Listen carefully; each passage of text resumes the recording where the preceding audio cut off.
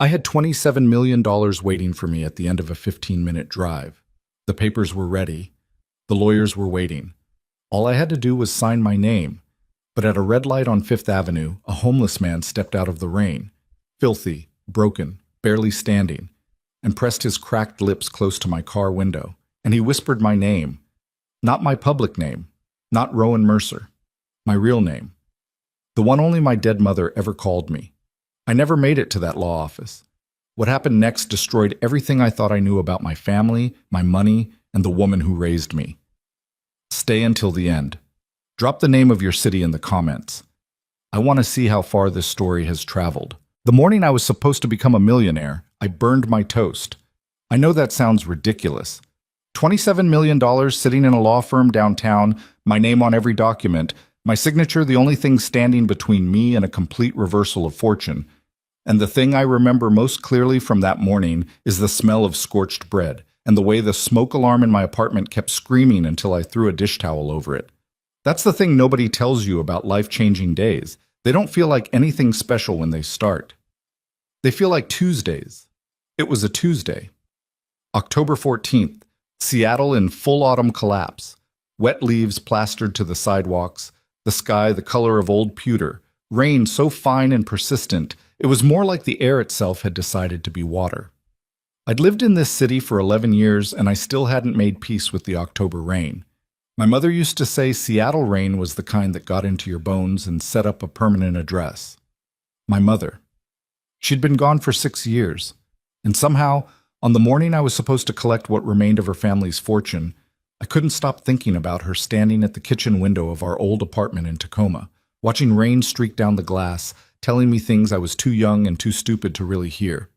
I shook it off, scraped the burned toast into the sink, drank my coffee standing over it because I didn't have time to sit.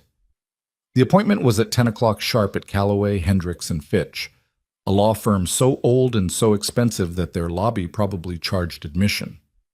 I'd never set foot inside, never had reason to. 3 weeks ago, I'd never heard of them. Then their senior partner, a man named Gerald Fitch, had shown up at my office with a manila folder and a look on his face like he was delivering news from another century, which, in a way, he was.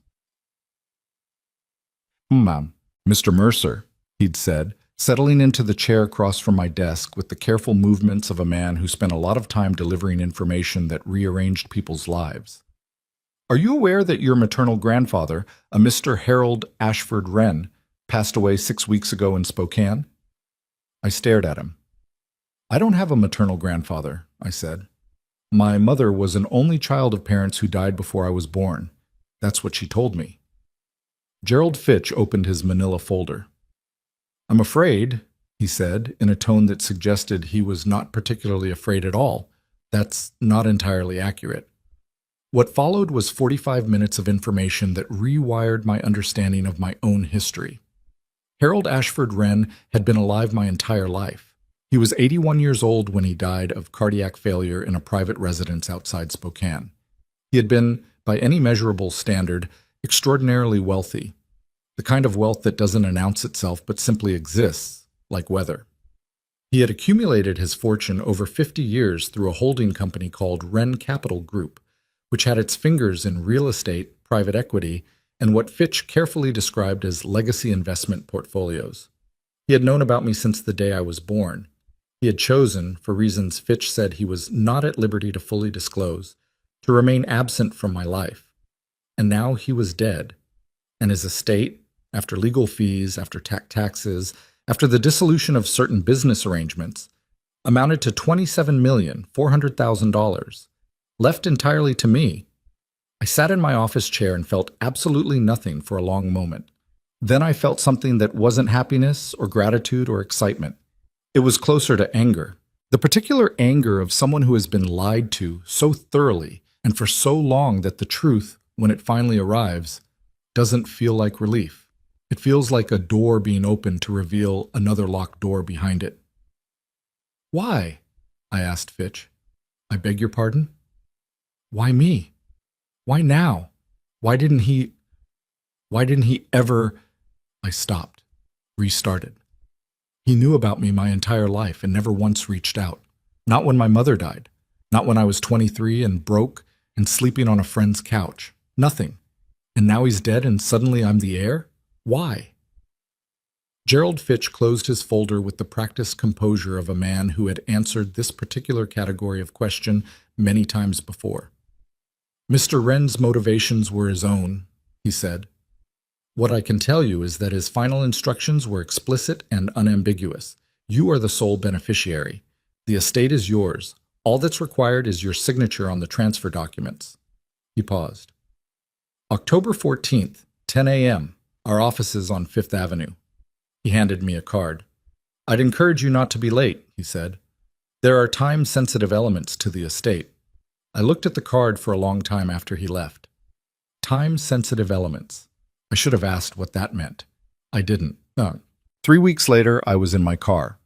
A 2019 Subaru Outback with a cracked dashboard and a heating system that worked at about 60% efficiency. Not exactly the vehicle of a man about to inherit a fortune, but I'd never been the type to perform wealth I didn't have. I was a software architect. I drove a practical car. I wore practical clothes. I had a one-bedroom apartment in Capitol Hill that I'd been meaning to repaint for 2 years. In 40 minutes, theoretically, none of that would be permanent anymore.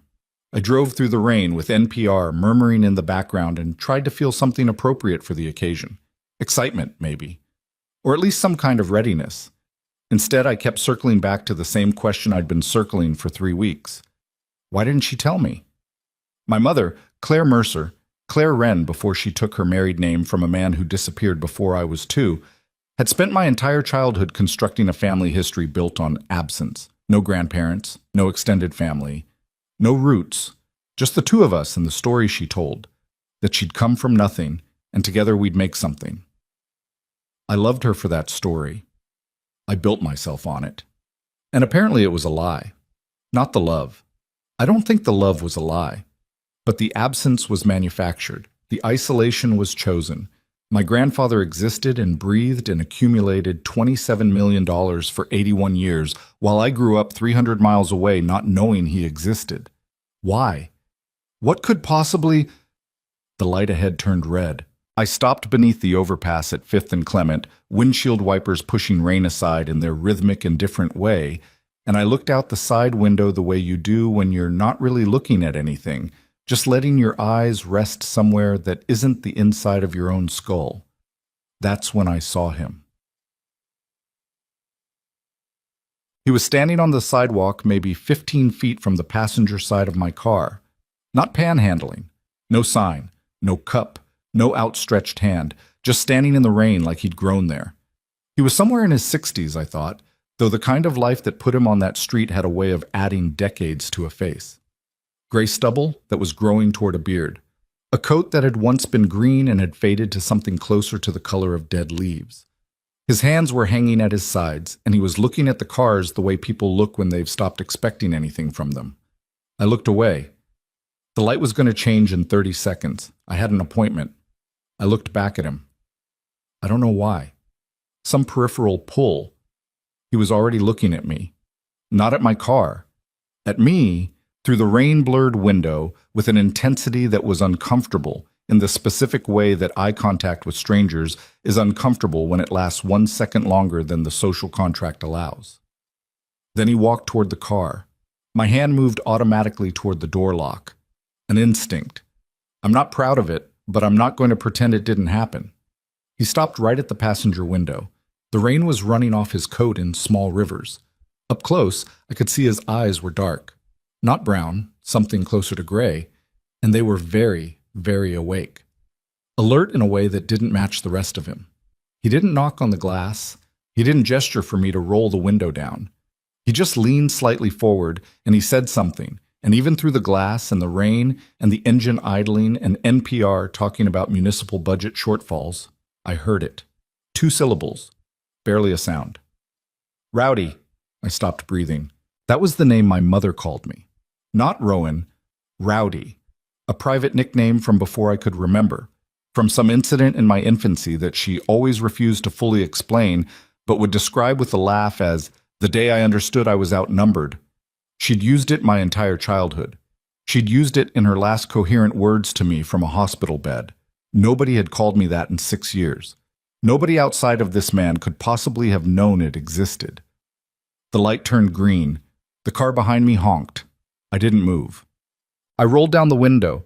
The rain came in immediately, spattering the center console and my left sleeve. "What did you say?" My voice came out stranger than I intended, quieter. The man's expression didn't change. He wasn't scared of me.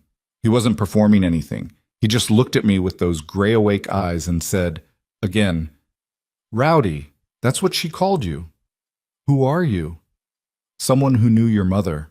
A pause. Every word came out like he was measuring the weight of it before releasing it. "Someone who should have found you sooner. I'm sorry about that. I'm sorry about a lot of things." The car behind me honked again, a longer, more aggressive blast. I ignored it. I was staring at this man. His cracked knuckles, the way his collar was wet through, the absolute stillness in his face, trying to calculate whether I was having some kind of stress-induced hallucination on my way to collect an inheritance I hadn't known existed a month ago. "Get in," I heard myself say. He blinked. Just once. A micro-expression of something that might have been relief. "You sure?" he said. "No," I said. "Get in anyway." His name was Elias Voss. He told me this while I pulled the car off Fifth Avenue into a loading zone outside a Vietnamese restaurant that wasn't open yet. He sat in my passenger seat with his hands on his knees and dripped rainwater onto my floor mat and seemed completely untroubled by the fact that I was studying him the way you study something you can't quite identify. "Elias Voss," I repeated. "That's right. And you knew my mother." "Yes." "How?" He looked out the windshield for a moment. The rain was picking up. People on the sidewalk were pulling collars up and moving faster, the specific choreography of getting caught in weather you didn't prepare for. "We worked at the same company," he said, "a long time ago. She was in their financial audit division. I was a forensic accountant, independent contractor."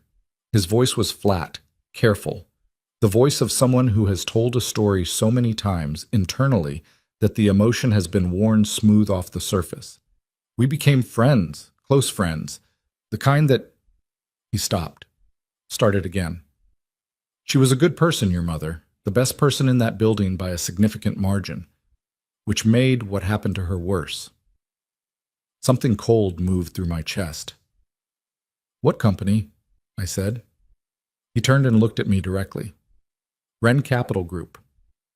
The silence in the car was absolute for a full 5 seconds. "My grandfather's company," I said. "Yes." "She worked for my grandfather's company." "She did. And she told me her parents were dead. She told me her whole family was gone." Elias Voss looked at me without flinching. "Your mother told you that because she was protecting you," he said, "and because she was terrified. And because the man who ran that company, your grandfather, Harold Wren, was not the kind of person who allowed inconvenient people to exist comfortably in his orbit." He paused. "Claire tried to leave that world behind and take you with her. I think she succeeded, mostly. I think she kept you safe." He looked at his own hands. "She didn't manage to keep herself safe." I felt the anger before I fully processed the words. A hot, blunt thing that climbed up from somewhere below rational thought. "What do you mean she didn't—" "She died of an aneurysm. At 52. That's what the death certificate said. That's what the hospital said." Elias didn't answer immediately. "Mr. Voss." "I know what the death certificate said," he told me quietly. "I also know that 18 months before she died, your mother filed an internal report with the Wren Capital Compliance Office documenting systematic fraud across 3 of the company's major investment portfolios. Evidence she'd been compiling for 2 years. She brought it to the board. She named names." My mouth was dry. "And then?" I said, though part of me already didn't want to know. "And then the report disappeared. And then her professional credentials were challenged in a formal review process that she had never been given advance notice of. And then 3 of the company's legal partners sent letters to every financial institution in the Pacific Northwest suggesting she had falsified client records." His voice was absolutely level, factual. The way someone speaks when they have lived with a fact long enough that it has become load-bearing architecture in their life. She lost her license. She lost her reputation. She spent the last year of her life fighting to clear her name. She never told me any of this, I said. My voice was someone else's voice, distant and thin. She wouldn't have. She was protecting you. His eyes were steady on me. She didn't want you anywhere near Harold Wren or the people around him. I think she believed if she fought it quietly and alone, she could keep you insulated. She was wrong about that. She was wrong about being able to fight it alone. He stopped. Something moved across his face that he controlled quickly, a flash of old grief. I tried to help her. I gave her documents. I tried to corroborate her evidence. It wasn't enough. After she died, I kept going. I kept collecting. 20 years ago, I said. 20 years ago, he confirmed. You've been living like... I gestured vaguely at all of him, the wet coat, the gaunt face, the general evidence of a life stripped down to almost nothing. For 20 years. They discredited me the same way they discredited her, he said. I expected it. I had made backup plans. What I hadn't expected was how effective they'd be at cutting off every legitimate avenue. I lost my certifications. I lost my contracts. I lost... He stopped again. Something heavier behind that pause. I had a family, a wife, 2 daughters. The pressure they applied, the legal harassment, the manufactured accusations. My wife couldn't maintain the life they made for her, and also maintain the marriage. I don't blame her. She made a reasonable choice. I sat with that for a moment. You gave up everything, I said. I gave up everything that they took. There's a difference. He reached into the inside pocket of his coat. The gesture was slow and deliberate, like he was being careful not to startle me, and withdrew something. A flash drive. Black plastic, older model. The kind that had been state-of-the-art maybe 15 years ago. Wrapped in a photograph, held in place by a rubber band that left a faded groove in the image. He held it out to me. Don't take it yet, he said immediately, as I reached for it. Let me show you the photograph first, because I need you to understand what you're holding before you decide what to do with it.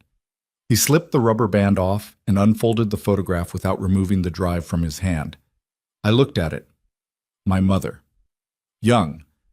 I had to recalibrate twice before I was sure, because she was younger than I'd ever seen her, maybe mid-20s, wearing a blazer that dated the image firmly in the early 90s. She was smiling the specific smile she saved for photographs she didn't know were being taken, slightly turned away, the natural one, the one I'd spent 6 years forgetting I missed. Beside her, one arm half raised in a gesture that had been interrupted by the shutter, was a much younger Elias Voss. Dark-haired, clean-shaved, wearing a suit that fit. The background was a corporate lobby, modern, expensive, the particular aesthetic of money that doesn't need to advertise. At the bottom of the image, in white text that had gone slightly yellow with age, Wren Capital Group, Winter Reception, 1993. That photograph was taken 3 months before she filed her report, Elias said. I wanted you to see that she was happy at that point. She still believed it could be handled through the right channels. She still believed the institution would do the right thing when presented with evidence. He refolded it carefully around the drive. She was wrong.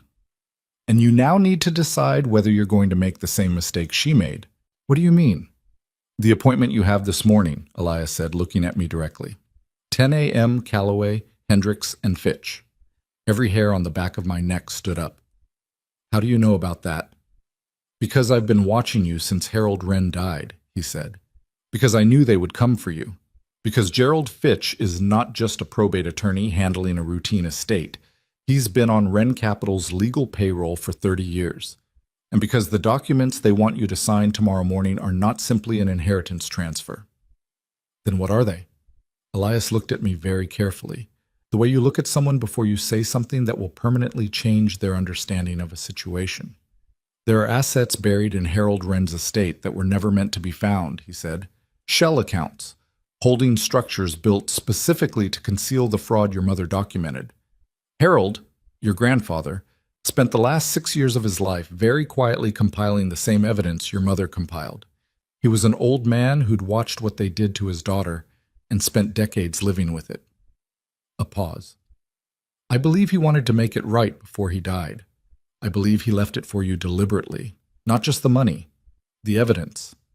The rain was very loud on the roof of the car. The flash drive, I said, is a copy of what I have. Your grandfather sent me the originals 18 months ago through a series of intermediaries. He knew who I was. He'd known for years. He waited until he was dying. There was something complicated in Elias's voice when he said this. Not quite anger, not quite grief. The people at Wren Capital think that evidence died with him. They don't know about me. They don't know about what he sent. He looked down at the photograph. But they know about you, and the documents Fitch wants you to sign include legal language that would permanently and irrevocably transfer control of those hidden assets to a trust structure managed by the company's current board. Meaning if you sign, Elias said, the evidence goes with it, into a legal structure they own completely, where it will be buried for another generation. He looked up. And you'll walk out of that office with $27 million and a clean conscience and no idea what you signed away. I looked at the flash drive in his hand. What's on it? I said. Everything, he said simply. Financial records spanning 40 years, recorded conversations, forged regulatory filings, the names of every person who signed off on what they did to your mother. A beat.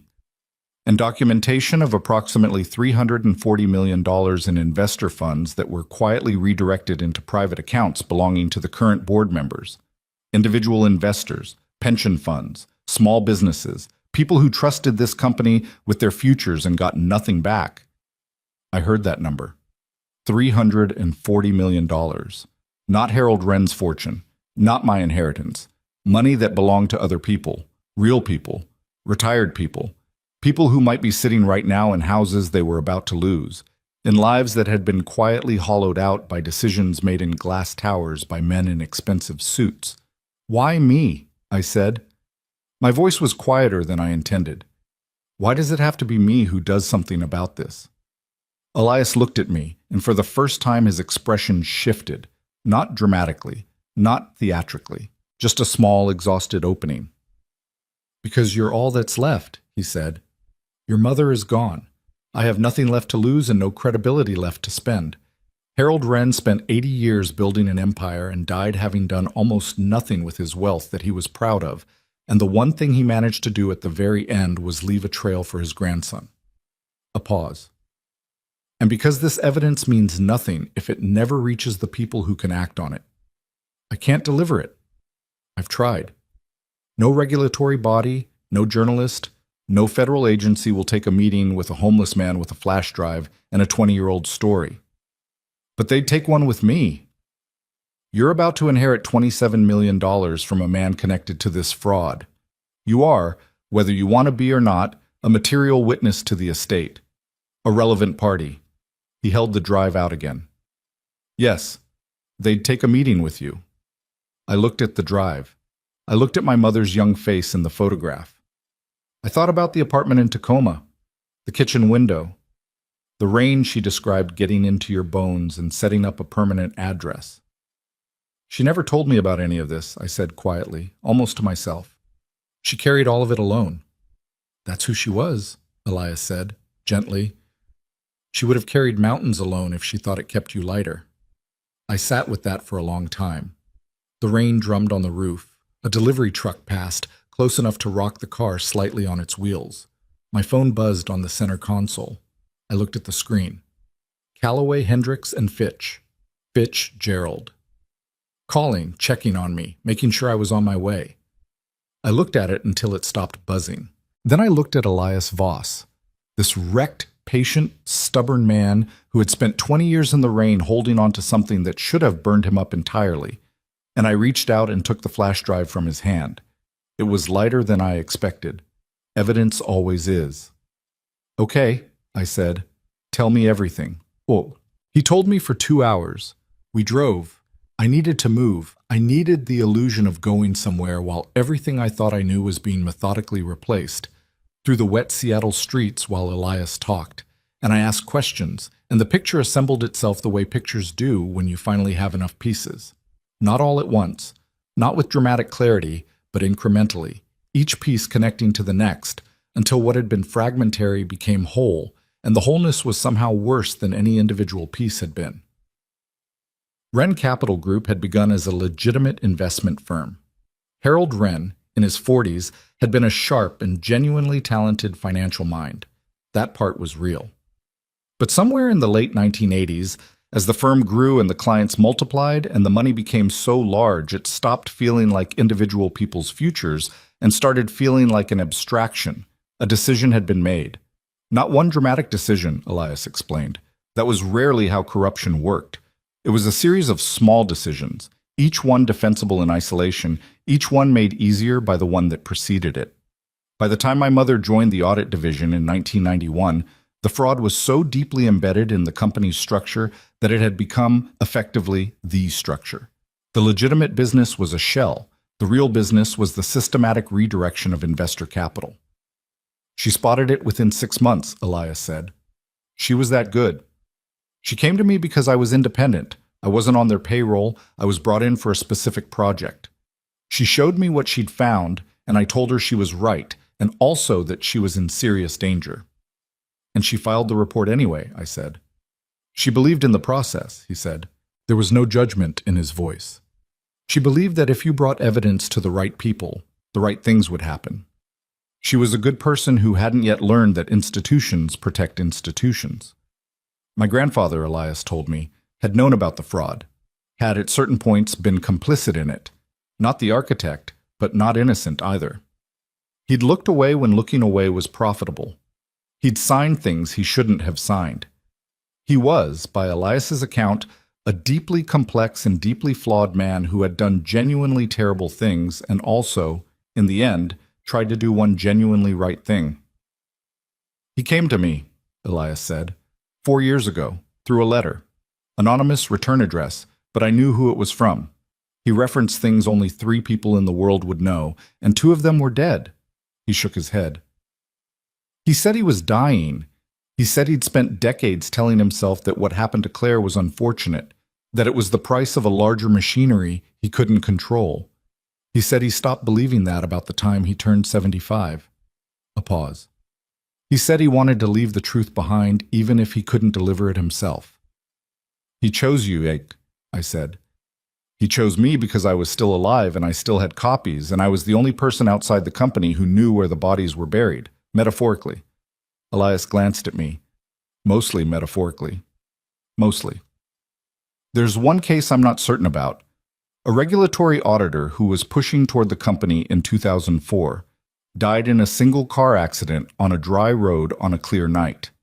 He said it with the flat precision of someone who has turned a fact over so many times it has become smooth and featureless. I'm not certain. I've never been able to prove it. I didn't say anything to that. We drove for a while in silence. The people still running Wren Capital, I said eventually. Who are they? He named names. 3 executives, 2 board members, a legal team that had been with the company for decades, people with civic profiles, charity boards, hospital wings with their names on them, the particular kind of public generosity that functions as camouflage. They know about the estate, Elias said. They know the documents. They've been working with Fitch for months to make sure the language is airtight. If you sign this morning, it's done, legally done, in ways that would take a decade to untangle, even if someone knew to try. So, what do we do? Elias reached into his coat pocket, carefully again, that deliberate slowness, and produced a folded piece of paper. I've spent 4 years preparing for this conversation, he said. I have contacts, not friends. I don't really have those anymore. But people who owe me information, who have reason to be interested in what I'm carrying. He unfolded the paper, a list of names, agencies, with handwritten notes beside each one.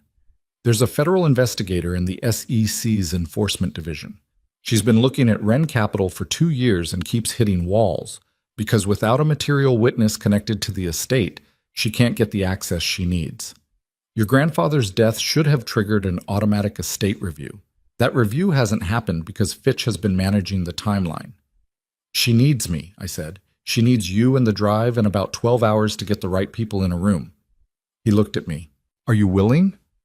I held the flash drive in my palm and thought about my mother at a kitchen window, thought about a woman who had protected me so completely that I hadn't even known there was something to be protected from. Thought about a man who had lived 81 years, made choices he spent the last decade of his life trying to unmake, and had left the final move in a game he couldn't finish to a grandson he'd never met. Thought about $340 million and the people it belonged to. Yes, I said. My phone buzzed again. This time it wasn't Fitch. It was an alert from my bank. I looked at it. Account access temporarily restricted. Please contact your financial institution for assistance. I looked at Elias. His expression didn't change, but something behind his eyes shifted. They know, he said quietly. How could they know? I haven't done anything. You didn't answer Fitch's call, Elias said, and you've been parked on a side street for 2 hours instead of driving to their office. He was very still. These people have been doing this for 40 years. They don't take chances. My heart was going somewhere it had no business going. So what now? Elias looked out the windshield at the rain-gray street, at the ordinary Tuesday morning moving past us, oblivious to everything that was happening inside this unremarkable car. Now, he said, we move very carefully, and we don't use your phone. And somewhere behind us, 3 blocks back, a black SUV that had been parked when we arrived had begun, very slowly, to idle. The black SUV didn't move fast. That was the thing that scared me most about it. Fast would have meant panic. Fast would have meant they were improvising, but it just sat there, 3 blocks back, engine running, not following, and not leaving, the way a cat sits outside a mouse hole, patient, certain, with absolutely nowhere else it needs to be. Don't look at it, Elias said. I'm not looking at it. You keep checking the mirror. That's because there's an SUV following us. It's not following us yet. That's the distinction. He said it the way he said most things. Flat, measured, the cadence of someone who has already run this scenario in his head many times and arrived at the conclusion that panic is a luxury. Right now they're watching. They want to know if you're going to come to your senses and drive to Fitch's office. They're giving you a window. And when the window closes? He didn't answer immediately. How much battery does your phone have? He asked instead. I looked. 63%. Turn it off, not silent, off, all the way off. Can you do that? Yes, but, do it now, please. I powered it down with the particular unease of someone removing a lifeline. The screen went black and the car felt immediately more isolated, more exposed, like pulling a curtain across a window you'd forgotten was there. They can track an active phone passively, Elias said. Triangulation off cell towers. It doesn't require your GPS to be on. The moment your signal goes dark, they'll know you've figured that out, which tells them something. But it also buys us time before they can confirm your location again. You know a lot about this. I've had 20 years to learn what I didn't know when your mother needed me to know it. There was something blunt and unadorned about the way he said that. Not self-pity, just accounting. I made mistakes. I'm trying not to repeat them. I pulled the Outback away from the curb and drove, not fast, not erratically, just a person driving through a rainy October morning, nothing to see here. And I watched in the mirror as the SUV remained where it was, and then, just as I turned left onto Clement, began, slowly, to move. They're coming, I said. I know. Take the next right. I took it. Now the alley behind the laundromat. You see it? I did. A narrow gap between buildings, dumpsters on one side. The kind of passage that doesn't appear on navigation apps because it was never meant to be navigated. I pulled in and cut the engine. We sat in the dark of the alley and listened. The SUV passed at the far end, didn't slow, kept going. I let out a breath I hadn't realized I'd been holding for approximately 4 city blocks. Okay, I said. My hands were not entirely steady on the wheel. Okay, I need you to explain to me exactly how much trouble we are actually in. Not the diplomatic version, the real one. Elias was quiet for a moment. In the dim of the alley, with the rain tapping on the roof, his profile looked like something from a much older world, like someone who had been carrying weight for so long the shape of it had become part of him. The real version, he said, is that these people have been protecting this secret for 40 years. They have legal resources, private security contracts, and relationships with enough civic institutions that any accusation against them, without ironclad documented evidence delivered through the right channels, will be turned against the person making it within 72 hours. He paused. They did it to your mother. They did it to me. They're very good at it. So they'll come after me. They're already coming after you. The bank account freeze wasn't a warning. It was the opening move. He turned to look at me directly. They want to put you in a position where signing is the path of least resistance. Freeze your accounts, create legal uncertainty around the estate, apply quiet pressure through Fitch about complications in the transfer timeline. And suddenly the $27 million that should be a straightforward inheritance feels contingent on your cooperation. That's manipulation. That's how they've operated for 4 decades, he said. It works because most people, when faced with that kind of pressure on something they want badly, choose to look away. They tell themselves someone else will handle it. They take the money and go. I thought about the 45 minutes I'd spent with Gerald Fitch in my office. His careful language, time-sensitive elements, the way he'd handed me the card with the precise confidence of a man who never seriously entertains the possibility of being refused. Had he done that exact same thing with other people? Had there been others connected to this estate, other loose ends, other people who'd been smoothly, professionally managed into compliance? The thought made my jaw tight in a way I couldn't entirely account for. The woman you mentioned, I said. The SEC investigator. Dana Richfield, Enforcement Division, Pacific Northwest Field Office. She's been building a case on Wren Capital for 2 years but keeps running into the same wall. Without documented access to the estate's internal structures, she can't compel the disclosure she needs. Fitch has been managing the estate's legal timeline specifically to keep her out. And you can't go to her yourself. I tried, twice. The second time, I was escorted out of the federal building by 2 people who made very clear, without ever using a word that could be quoted, that showing up again would result in a disorderly conduct charge. His voice was perfectly even when he said it. I have no standing, no credentials. Legally, I am a discredited former contractor with a documented history of making accusations against a company whose lawyers are better than anything a man in my position can access. He looked at the flash drive, which was sitting on the center console between us now. The evidence means everything, but evidence needs someone credible to carry it. And I'm credible. You're the heir to the estate. You're a named party in the legal proceedings. You have standing that I will never have. He met my eyes. And you have something else. What? You're angry, he said simply. Not performatively, not strategically. You found out tonight that your mother spent years fighting alone against something that destroyed her, and nobody helped her, and she died without justice, and the people responsible are still sitting in their offices making decisions that hurt other people. A pause.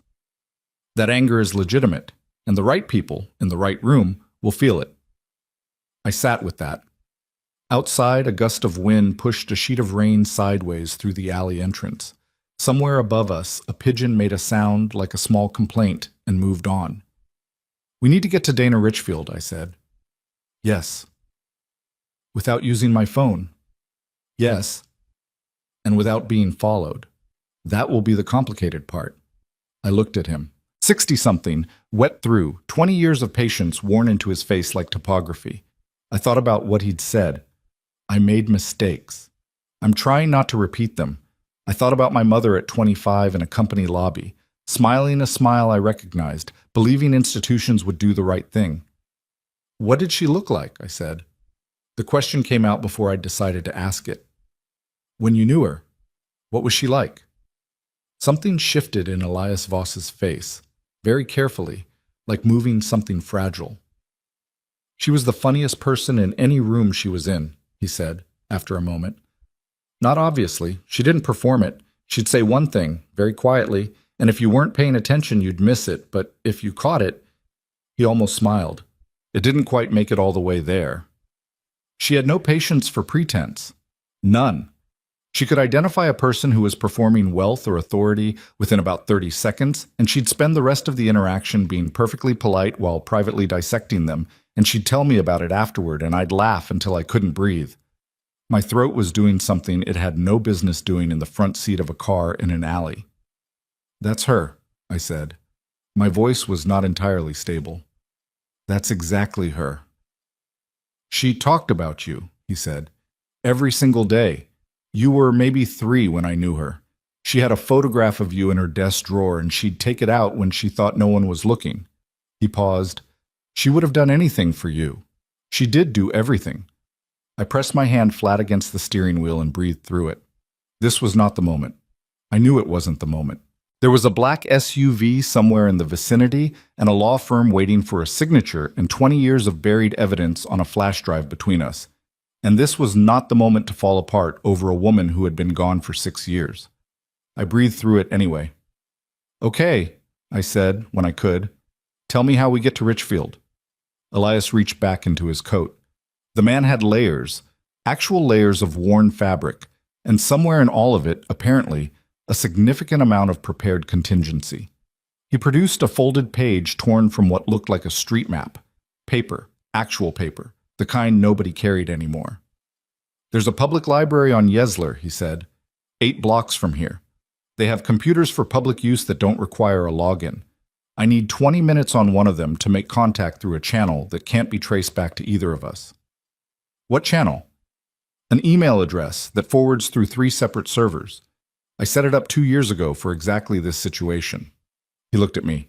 I told you. I've had time to prepare. And Richfield checks it?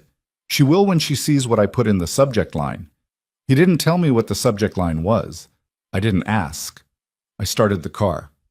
The alley was narrow enough that getting out required a 3-point turn and a prayer to no one in particular, and I scraped the passenger side mirror on a dumpster doing it, and Elias didn't comment on that, which I appreciated. We made it to Yesler without seeing the SUV. The library was a low brick building with automatic doors that wheezed open with a sound like an old lung and a lobby that smelled of wet umbrellas and warm carpet and the particular institutional quietness of public spaces that have decided collectively to be gentle. A few people at tables, a woman in her 70s doing a jigsaw puzzle at a corner table with the focused serenity of someone who had declared peace with the world. 2 teenagers with headphones, a man asleep across 3 chairs with his shoes neatly placed on the floor beside him, like he wanted it understood that he was a person with standards even in difficult circumstances. Nobody looked at us. I sat in a chair near the periodical rack while Elias went to the computers, and I tried to look like someone reading a 3-week-old issue of a regional business magazine while internally running something close to controlled terror. I thought about Dana Richfield. I thought about what Elias had said. 2 years keeps hitting walls. 2 years of building a case that someone kept finding ways to dismantle. 2 years of knowing something was wrong and not being able to prove it through legitimate channels. I understood that particular frustration in a way that surprised me, because I'd spent most of my professional career as a software architect dealing with systems that had fundamental flaws buried so deep in their foundations that every fix was cosmetic. Every repair broke something adjacent. Every legitimate solution ran into the structural reality that the thing was built wrong at its core. Ren Capital was a system built wrong at its core. My grandfather had known it. My mother had known it. Elias had known it for 20 years. The difference was that now someone had given me the schematics. Elias was back in 12 minutes. She'll meet us, he said, sitting down beside me with the careful movements of someone managing physical discomfort he'd learned not to advertise. 2 hours. There's a coffee shop on East Lake, Copper Street, it's called. She'll be in the back. She responded that fast? The subject line was the case file number from a 2003 SEC inquiry into Ren Capital that was closed under irregular circumstances. He folded his hands. She's been waiting for this particular email for a long time. I looked at him. You set this up before you even knew if I'd agree to help. I set it up in case you agreed, he said. There's a difference. What would you have done if I'd driven away at that red light? He was quiet for a moment. Waited, he said.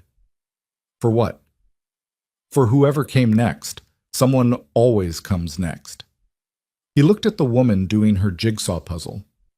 Your grandfather was very specific in his letter to me. He believed you were the right person. He described you in detail. Your career, your habits, the way you think. He'd been watching you from a distance for years. Something cold and complicated moved through me at that. He watched me. He followed your career, your public work. He was proud of you. Elias said it gently, but he didn't look away from me. I know that information doesn't feel the way it's supposed to feel. A grandfather who was proud of you at a distance for 34 years and never picked up a phone. That's not pride, I said. That's spectatorship. He didn't argue. No, he said. It wasn't enough. He knew that. He said so. A pause.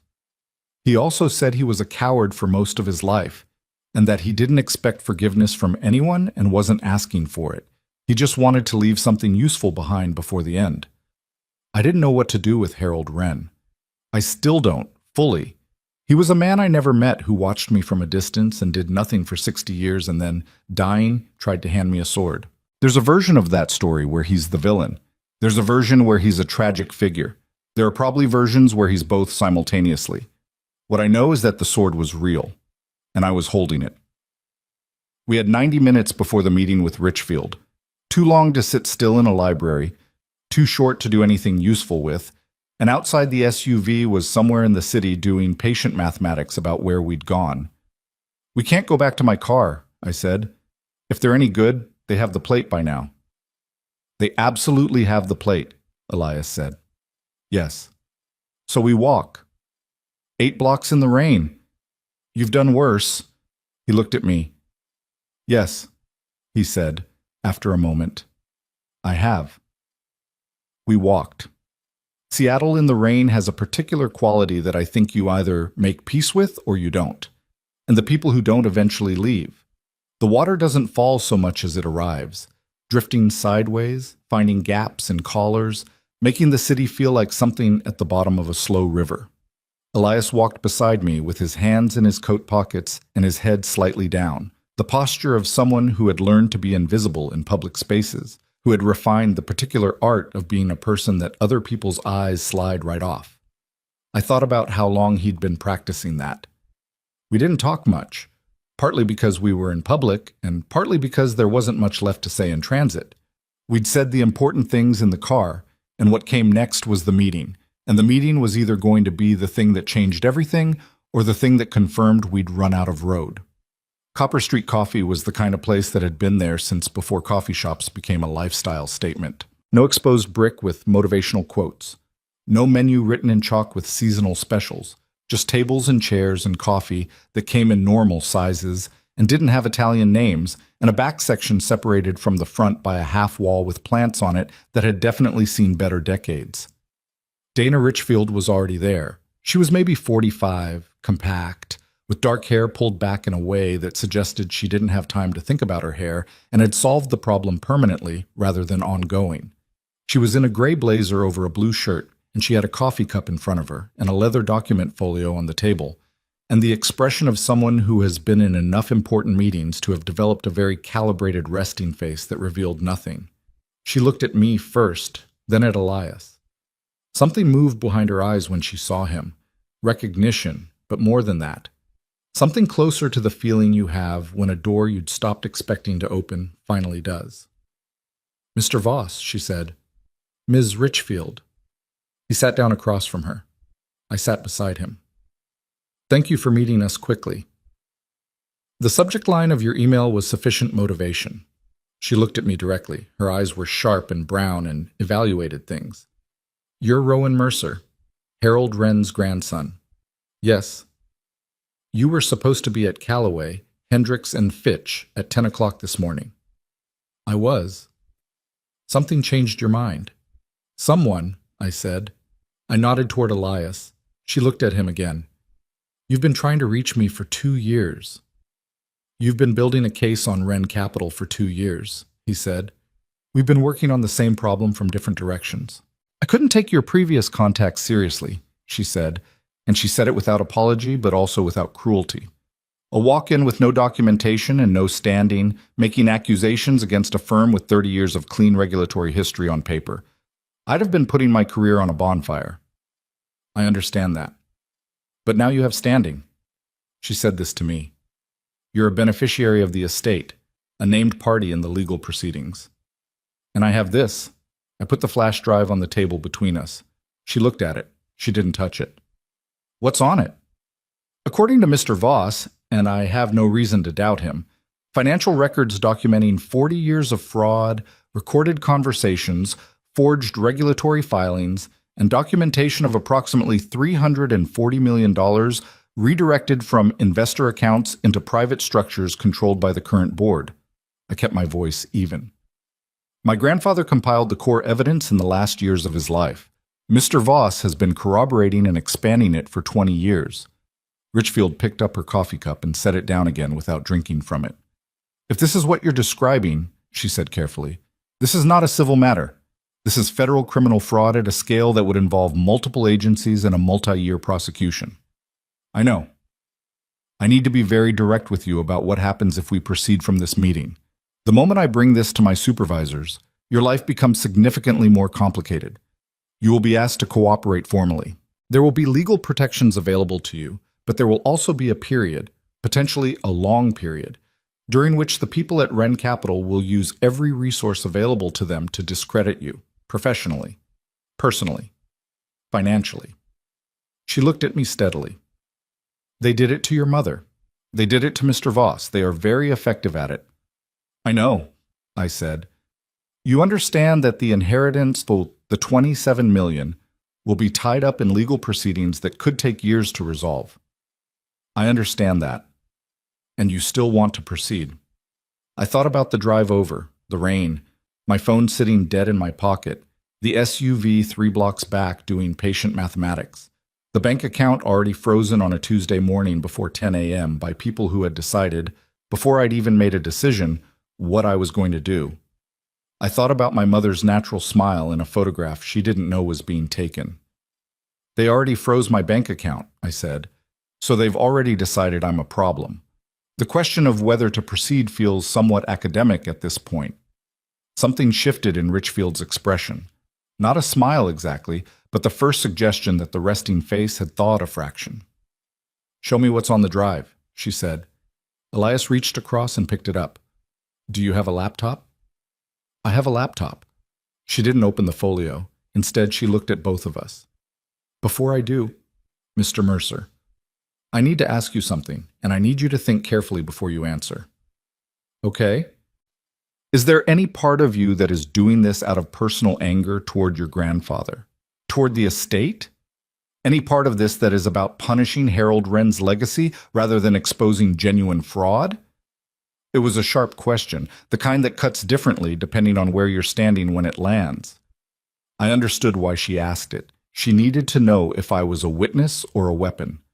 I thought about it honestly. I gave it the 30 seconds it deserved. My grandfather is dead, I said. I never met him. I'm angry about a lot of things, but none of them are things he can fix now. I looked at her. The $340 million belongs to other people. That's the part that matters. She held my gaze for a moment. Then she opened the folio and took out a laptop. What followed was 40 minutes that I can only describe as the specific experience of watching something enormous move. Like plate tectonics, slow, inevitable, the kind of motion you can't see in real time, but whose effects reshape geography. Richfield worked through the files on the drive with the focused efficiency of someone who knew exactly what she was looking for and kept finding it in places that made her expression tighten by increments. She asked questions in a clipped, precise way. Elias answered them with the fluency of 20 years of preparation. I sat with my hands around a coffee cup that went cold without me drinking from it and tried to understand that this was actually happening. At one point, she stopped and looked at a particular file for a long time without speaking. This is a recording of a board meeting, she said. July 2019, Elias said. The agenda was the pending SEC inquiry, the one you were building toward before the case file was closed. She looked up at him. The case was closed, she said slowly, because 3 of our key documentary requests were flagged as improperly filed, a procedural challenge that our office had 3 days to respond to and didn't catch in time. The challenge was filed by Fitch's firm, Elias said, on a Friday afternoon. She was quiet for a moment. And the recording documents a conversation between the board chairman and your division director at the time, Elias said, prior to the filing. Her face was very still. Mr. Voss, she said, are you telling me that my own division was...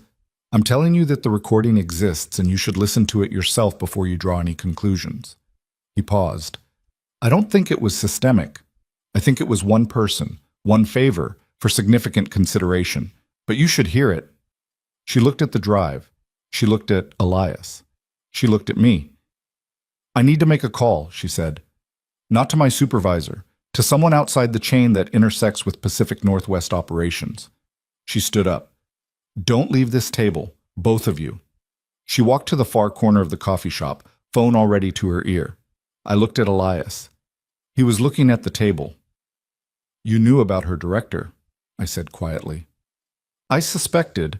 I wasn't certain until her reaction just now. You could have told her up front. If I'd told her up front, she'd have spent the first 20 minutes managing her own shock instead of evaluating the evidence, he said.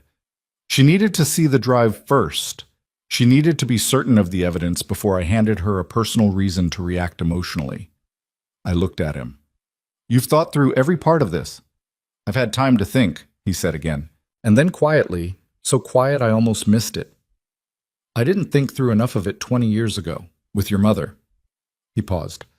I keep trying to run the scenario where I did something differently, where I caught it sooner, where I went public instead of going through channels, where I found a Dana Richfield in 2004 instead of 2026.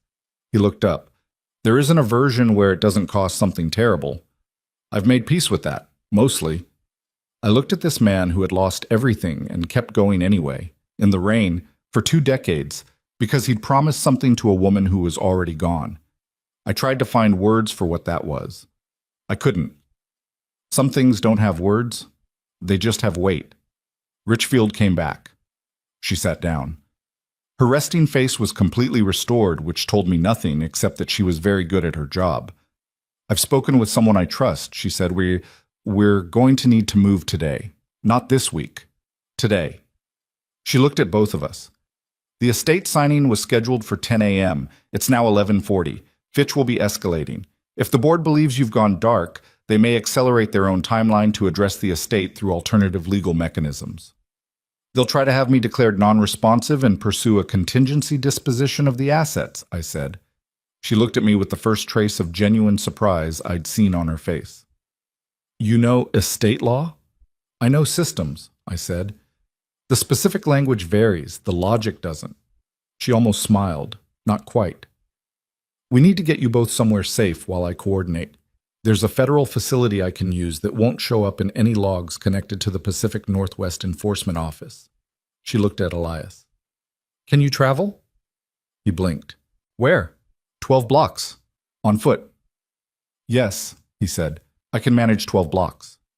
Good. She closed the laptop, stood. Leave separately, 2 minutes apart. I'll go first.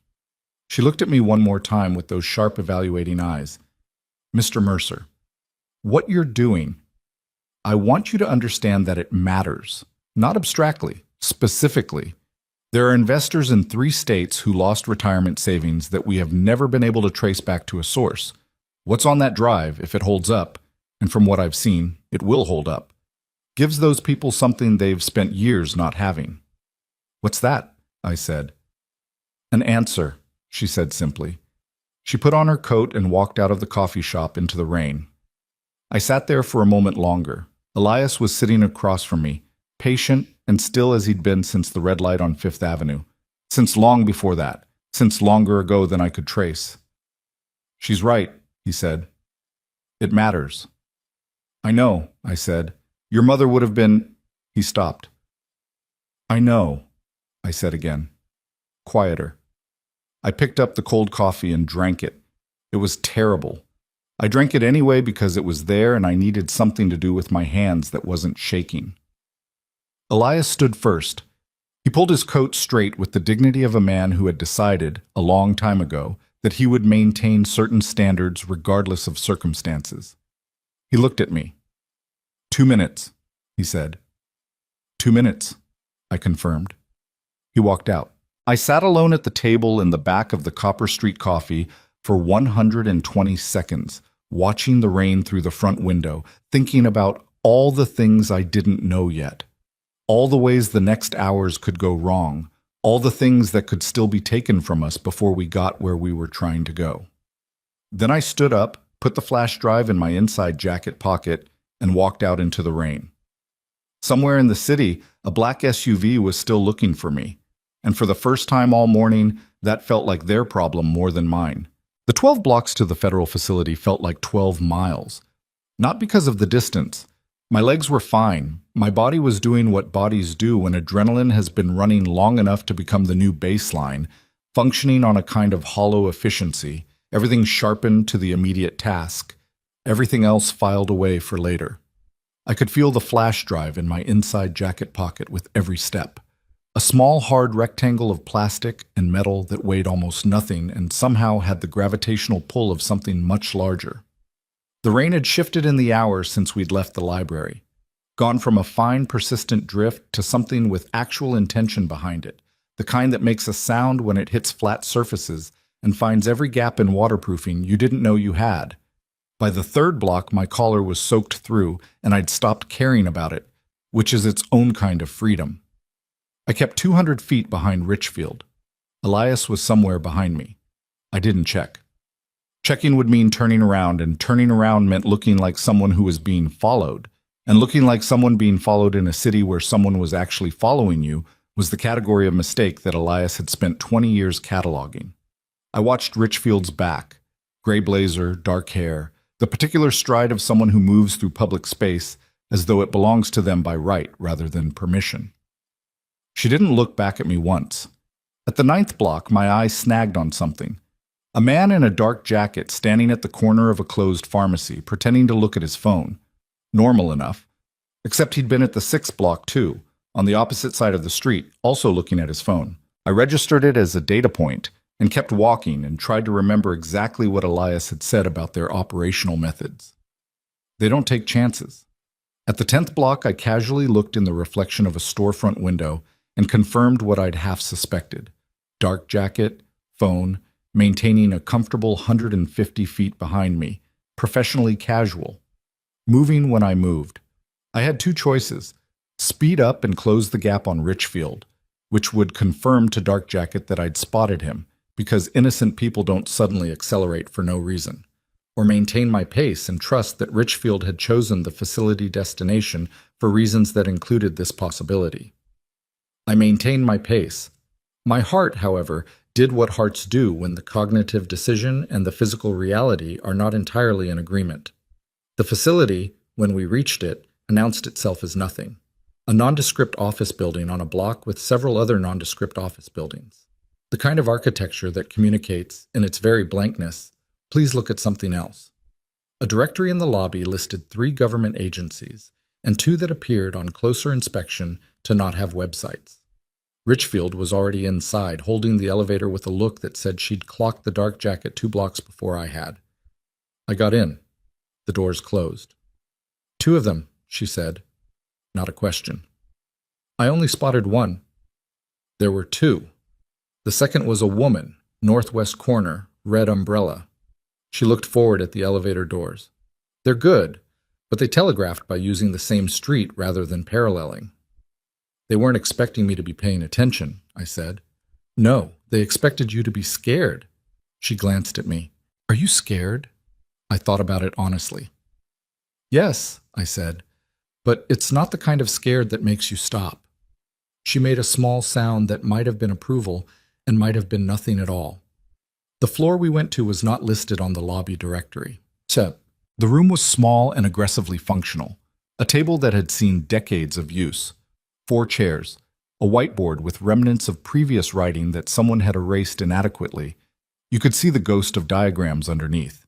A secure terminal in the corner that Richfield moved to immediately. No windows. Elias arrived 4 minutes after me, wet and breathing slightly harder than he'd like to admit. He sat down at the table and pressed his hands flat against the surface and said nothing for a moment, just collected himself. There was a man already in the room when we arrived. He'd been introduced by Richfield, briefly, as Marcus Tran, federal prosecutor, brought in through a channel she described as separate from the chain I don't currently trust. He was in his late 40s, Vietnamese American, wearing a suit that fit extremely well and had the patient energy of someone who spent a lot of time waiting for people to arrive at important decisions and had made his peace with the pace. He'd been reading a document when we came in. He set it face down on the table. "Mr. Mercer," he said, "I've heard the outline from Dana. I understand you have documentation." I put the flash drive on the table. He looked at it the way Richfield had looked at it in the coffee shop, with the measured attention of someone who had trained themselves to hold excitement at arm's length until verification. "Mr. Voss," he said, looking at Elias, "you compiled this over 20 years. With the additions your grandfather provided in the last 18 months, Elias said to me, then back to Tran. "Yes." "And you're prepared to testify to the chain of custody?" "To every document I collected personally, yes. To Harold Wren's contributions, I have the correspondence, the letters. They're authenticated and dated through a private verification service I used 3 years ago." He reached into his coat again and produced a separate envelope, letter-sized, sealed. I had these prepared. Marcus Tran took the envelope and didn't open it yet. "I want to walk through something with both of you," he said, "because I need to understand the full picture before I make any recommendations about how we proceed." He opened the document he'd set face down. It was, I saw, a printout of what appeared to be the estate transfer paperwork, the documents I was supposed to have signed at Callaway, Hendricks, and Fitch 5 hours ago. I obtained a copy of these through a separate request this morning before Dana contacted me. I've been looking at Wren Capital for a different reason. A pension fund complaint that came across my desk 8 months ago. I hadn't been able to connect it to the estate. He looked at me. "Can I ask what made you stop?" "At the red light." "You could have driven away." I looked at Elias. "He said my mother's name for me," I said. "The name she called me. No one else knew it." Tran nodded slowly. "And that was enough." "It was enough to roll down the window," I said. "Everything after that was its own reason." He wrote something brief in a notebook. Then he looked at the flash drive again and then at Richfield, and something passed between them, the specific shorthand of people who have worked together long enough to have a compressed language for important things. "We need to move before 5 p.m., she said.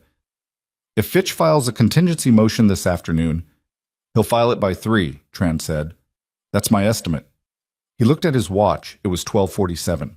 "We have approximately 2 hours to verify enough of this material to justify an emergency injunction on the estate proceedings. If we can freeze the legal timeline through the court, it buys us the space to bring in the right agencies properly without Wren Capital's legal team being able to preemptively shield assets." "What do you need from me?" I asked. "Right now?" He pulled a legal pad across the table. "Your account of every interaction you've had with Gerald Fitch, beginning with his first visit to your office 3 weeks ago. Every word you remember, every document he showed you, every piece of paper you were given." He uncapped a pen. "Details that seem small often aren't." So I talked. I talked for 40 minutes while Marcus Tran wrote and occasionally asked questions that were short and precise, the kind of questions that aren't really questions so much as probes, pushing on specific points to test structural integrity. Dates. Exact language. The order in which things were presented to me. Whether Fitch had mentioned specific board members by name, whether any language in the estate documents had addressed contingencies in the event I declined to sign.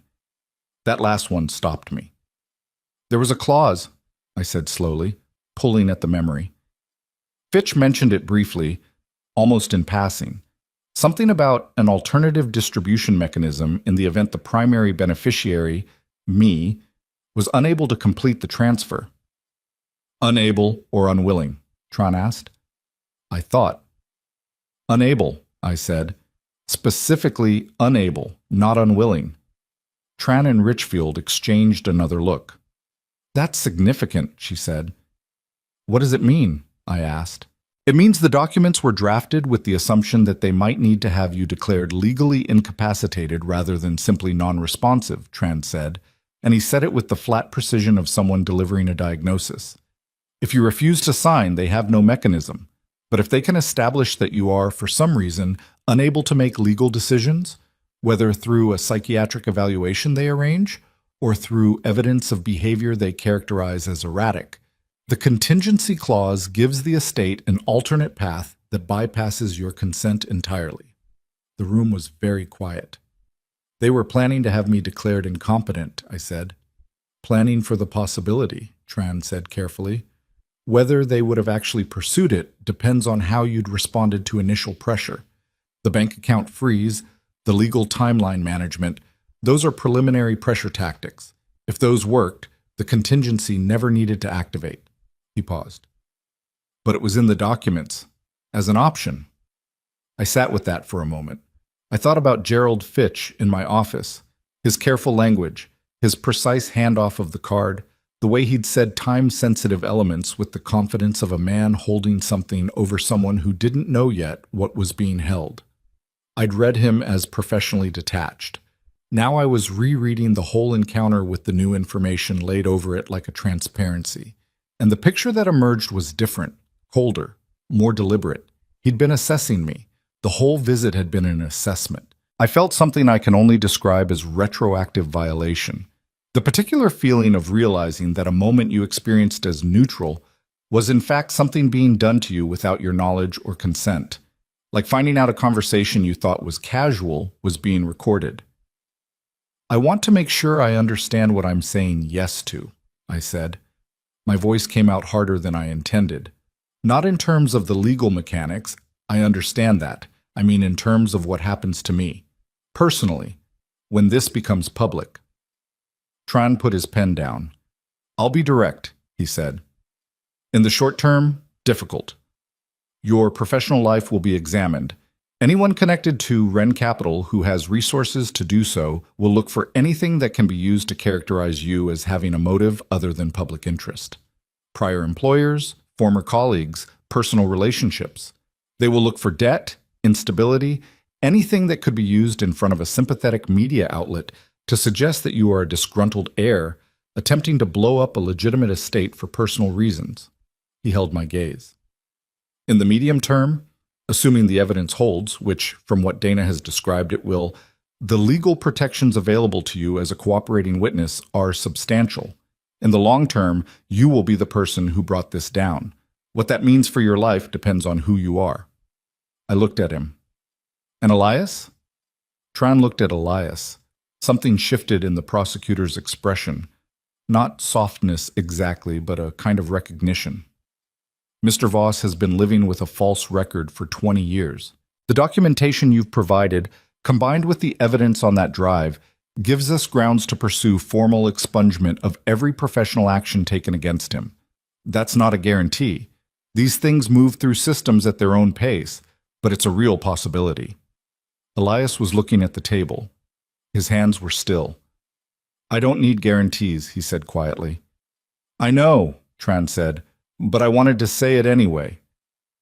It was the first time I'd seen Elias receive something. Not give, not endure, but actually receive something, and not immediately route it into the machinery of what needed to happen next. He just sat with it for a moment. A man who had been carrying something alone for 20 years being told, by a federal prosecutor in a windowless room on a rainy Tuesday in October, that someone was going to try to help him put it down. His jaw moved, just slightly. Then he looked up and the stillness was back. The board meeting recording, he said to Richfield. File 7 on the drive. That's where you need to start. The rest of the financial documentation is comprehensive but complex. It'll take your forensic team time to map, but the recording is 3 hours and 40 minutes of the board, in their own words, discussing the asset concealment structure. In their own words. He paused. It's the clearest single piece of evidence I have. She was already at the secure terminal. I'm pulling it now. What happened in the next 90 minutes I can only describe partially, because much of it was happening in legal and procedural channels that I was adjacent to, but not fully inside. Richfield worked the terminal. Tran made calls, brief, clipped, the kind of calls that are clearly one node in a larger network activating. Elias answered detailed questions about specific documents with the recall of someone who had reviewed the same files thousands of times across 20 years and had them memorized at a cellular level. I sat at the table and tried to be useful when I was needed and stay out of the way when I wasn't. At one point, Tran came back from a call and set his phone face down on the table and looked at me. "Gerald Fitch filed a motion 40 minutes ago," he said, "citing your failure to appear for the scheduled signing and requesting an emergency probate hearing to address complications in the primary beneficiary's engagement with estate proceedings." "They're moving," I said. "They're moving," he confirmed, "which means our window is tighter than 2 hours." He looked at Richfield. "Where are we on the injunction?" 30 minutes, she said, without turning from the terminal. "The judge reviewing it is someone I trust. She's going through it now." "Can she move that fast?" "She can if she's looking at what I sent her." A pause. "Which she is." Tran nodded. He looked at me. "There's one more thing I need to tell you, and I want you to hear it from me rather than finding out some other way." Something in his voice changed, just slightly, the professional precision getting a thin coat of something more careful. "What is it?" I said. He hesitated. The first hesitation I'd seen from him. In a man who appeared to be constitutionally opposed to hesitation, it was noticeable. "We cross-referenced the investor loss documentation on the drive against our pension fund complaint from 8 months ago," he said. "The complaint came from a class of investors in what was described to them as a diversified municipal bond fund. The fund was managed through a Wren Capital subsidiary." He paused. "As part of our preliminary inquiry into that complaint, I pulled the subscriber list, the people who put money into that fund." I waited. "Your mother's name is on it," he said. "Claire Mercer, formerly Claire Wren. She subscribed to the fund in 1998, 3 years after she left Wren Capital." The air in the room felt different. I don't know if that's possible, physically, but it's what I remember. The air quality changing. "She invested with them," I said, "after everything they did to her." "She may not have known the fund was connected to them. The subsidiary had a different name. It was designed to be opaque." He looked at me carefully.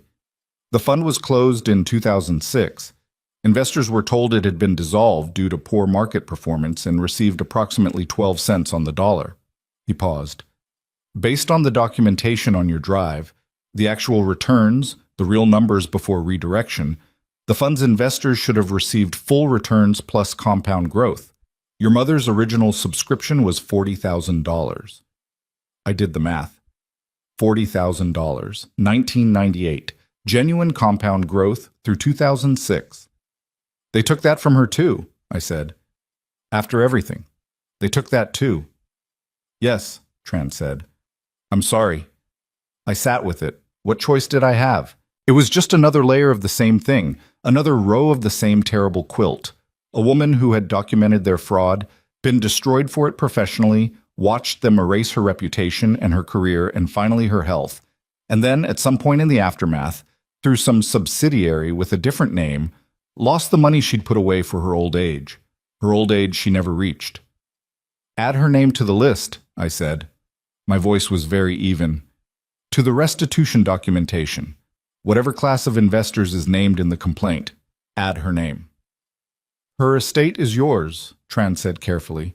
"She has no independent standing." "Then add it under my name, with notation that the original subscriber was Claire Mercer." I looked at him. "She was owed something. I want it on the record that it's owed, whatever happens with the money." He wrote it down. The room was quiet for a moment. Elias, across the table, was looking at a spot on the wall. His eyes were not entirely dry. He didn't make any effort to hide it, and he didn't acknowledge it, which was somehow both very human and very dignified. "She would have hated this room," he said, apparently to no one. "What?" I said. "No windows." He gestured vaguely. "She had a thing about rooms without windows. Said they made her feel like the world was trying to forget her." He paused. "She'd have lasted about 20 minutes in here before she started pushing furniture to see if there was a window behind the whiteboard." I looked at the whiteboard. Despite everything, the frozen bank account, the SUV, the $40,000, the contingency clause, the entire crushing weight of the morning, I laughed. It was a short laugh, not a clean one, the kind that has grief somewhere underneath it, but it was real. Elias almost smiled, the same almost smile from before, still not quite making it all the way there. "There it is," he said softly. "You've got her laugh." I didn't trust myself to respond to that. Richfield saved me from having to. We have the injunction, she said. The room recalibrated immediately. Tran was on his phone before she finished the sentence. Richfield was printing something from the terminal. Elias sat up straighter. The estate proceedings are frozen, she said, turning. Fitch's motion is automatically stayed pending review, which means they can't move the assets through the contingency mechanism, Tran said, finishing the sentence with his phone still to his ear. He held up a finger, listened, said 3 words into the phone, and hung up. We have teams moving on Ren Capital's main offices and 2 satellite locations simultaneously. Document preservation orders are being served in, he checked his watch, 11 minutes. I looked at the flash drive, still sitting in the center of the table where I'd put it 2 hours ago. What happens to that? I asked. It goes into evidence, Richfield said. Properly documented chain of custody. Your testimony about receiving it, Mr. Voss's testimony about compiling it, your grandfather's correspondence corroborating the additions. She looked at me. We'll make copies. The original stays with us. I picked it up, held it for a moment. This thing that had been wrapped in a photograph of my mother for however long Elias had been carrying it. This thing that had lived inside coats and through rain, and through 20 years of a man who had nothing left to lose holding on to it because he'd decided that was what he was going to do. I set it down on the table and slid it toward Richfield. She took it, carefully, like she understood what it had been before it became evidence. The board meeting recording, Elias said to Richfield. Make sure the teams know what they're looking for on the physical servers at the headquarters. The recording was sourced from an internal audio archive system. There should be backups on their primary server array. If we can corroborate the recording against their own archived files, it removes any chain of custody challenge, Tran said. Yes, I'll flag it. The coordination was escalating around me now. Tran was on another call. Richfield was in communication with someone via the secure terminal. A second person had come in, a younger woman in FBI credentials whose name I'd missed in the introduction, moving fast, handing Tran a document, talking quickly. I was no longer the center of anything. The machinery had engaged, and I had provided the thing that engaged it, and now it was doing what it was built to do. It was the strangest feeling, like having been the ignition key, and now the engine was running, and the key was just sitting there. I looked at Elias. He was watching the activity in the room with the expression of someone who has been waiting at a bus stop for a very long time and has just seen headlights coming around the corner. Not relief exactly. Relief might have been premature, and he was too experienced to reach for something premature. But a kind of stillness that was different from his usual stillness. Less like endurance and more like something easing. Hey, I said. He looked at me. When did you get to that overpass this morning? I said. What time? He considered. 7:15, roughly. You didn't know what time I'd drive through? No, but I knew the route you usually take to downtown, and I knew your appointment was at 10. I thought 7 to 9 was the window. He paused. You drive earlier than most people. I couldn't sleep, I said. Neither could I. He looked at his hands. I've been thinking about this morning for 4 years. What I'd say. How to make you listen. He was quiet for a moment. I had a whole prepared thing, a sequence. I was going to give you context first, establish credibility, reference your mother gradually so you'd have time to process before I got to the harder information. He almost smiled again, and again it didn't quite arrive. Then you pulled up at that light, and I looked at you and I just said your name, the real one. And everything else I'd prepared just, he made a small gesture. Fell apart, I said. Was unnecessary, he said. You rolled down the window. I almost didn't. I know. I almost drove away, I said. The light turned green and I almost, I know, he said. I could see it. What would you have done? Found another morning, he said simply. You weren't going anywhere. The estate proceedings take time. I had more mornings. I looked at him. You would have just kept coming back. As long as necessary. He said it without drama, without performance, the flat, factual confidence of someone who has already done the thing they're describing. What else was I going to do? That question hung in the air between us. What else was I going to do? Not a rhetorical question, a real one. The question of a man who had stripped his life down to a single remaining obligation and had organized everything around it. The question of someone who had lost family, career, home, credentials, comfort, everything most people construct their identity around, and had decided that none of it changed what he still owed to a woman who was gone and a cause that still needed completing. I didn't have an answer for him. I just looked at him, this wrecked, quiet, stubborn man. "I'm glad you came back," I said. He nodded, once, looked away. "Marcus," Richfield said from across the room. Her voice had a quality I hadn't heard in it before. Tight, controlled, the particular tone of someone holding something alarming at arm's length while they decide how to handle it. Tran looked up from his call. "We have a problem," she said. She turned the terminal screen so we could see it. It was a news alert. Local Seattle station, posted 6 minutes ago. The headline read, "Son of Wren Capital whistleblower sought for questioning in estate fraud allegations. SEC sources." I stared at it. "That's not from us," Tran said immediately, at the same volume you use when you need to be very clear about something. "Nothing we've done today would have generated that headline." "I know it's not from us," Richfield said. Her voice was controlled, but her jaw was tight. "It's from them." I read the headline again. "Sought for questioning, not cooperating with investigators, not assisting federal authorities, sought for questioning." The specific language of someone who is a suspect, not a witness. They'd gone to the media. They'd beaten us to the media. Before we could deliver the evidence, before the story could be framed by facts and documentation and 40 years of recorded fraud, they had planted a seed. One headline, one framing, sought for questioning. The kind of language that gets repeated, that gets searched, that shows up when someone types my name into a browser for the next decade.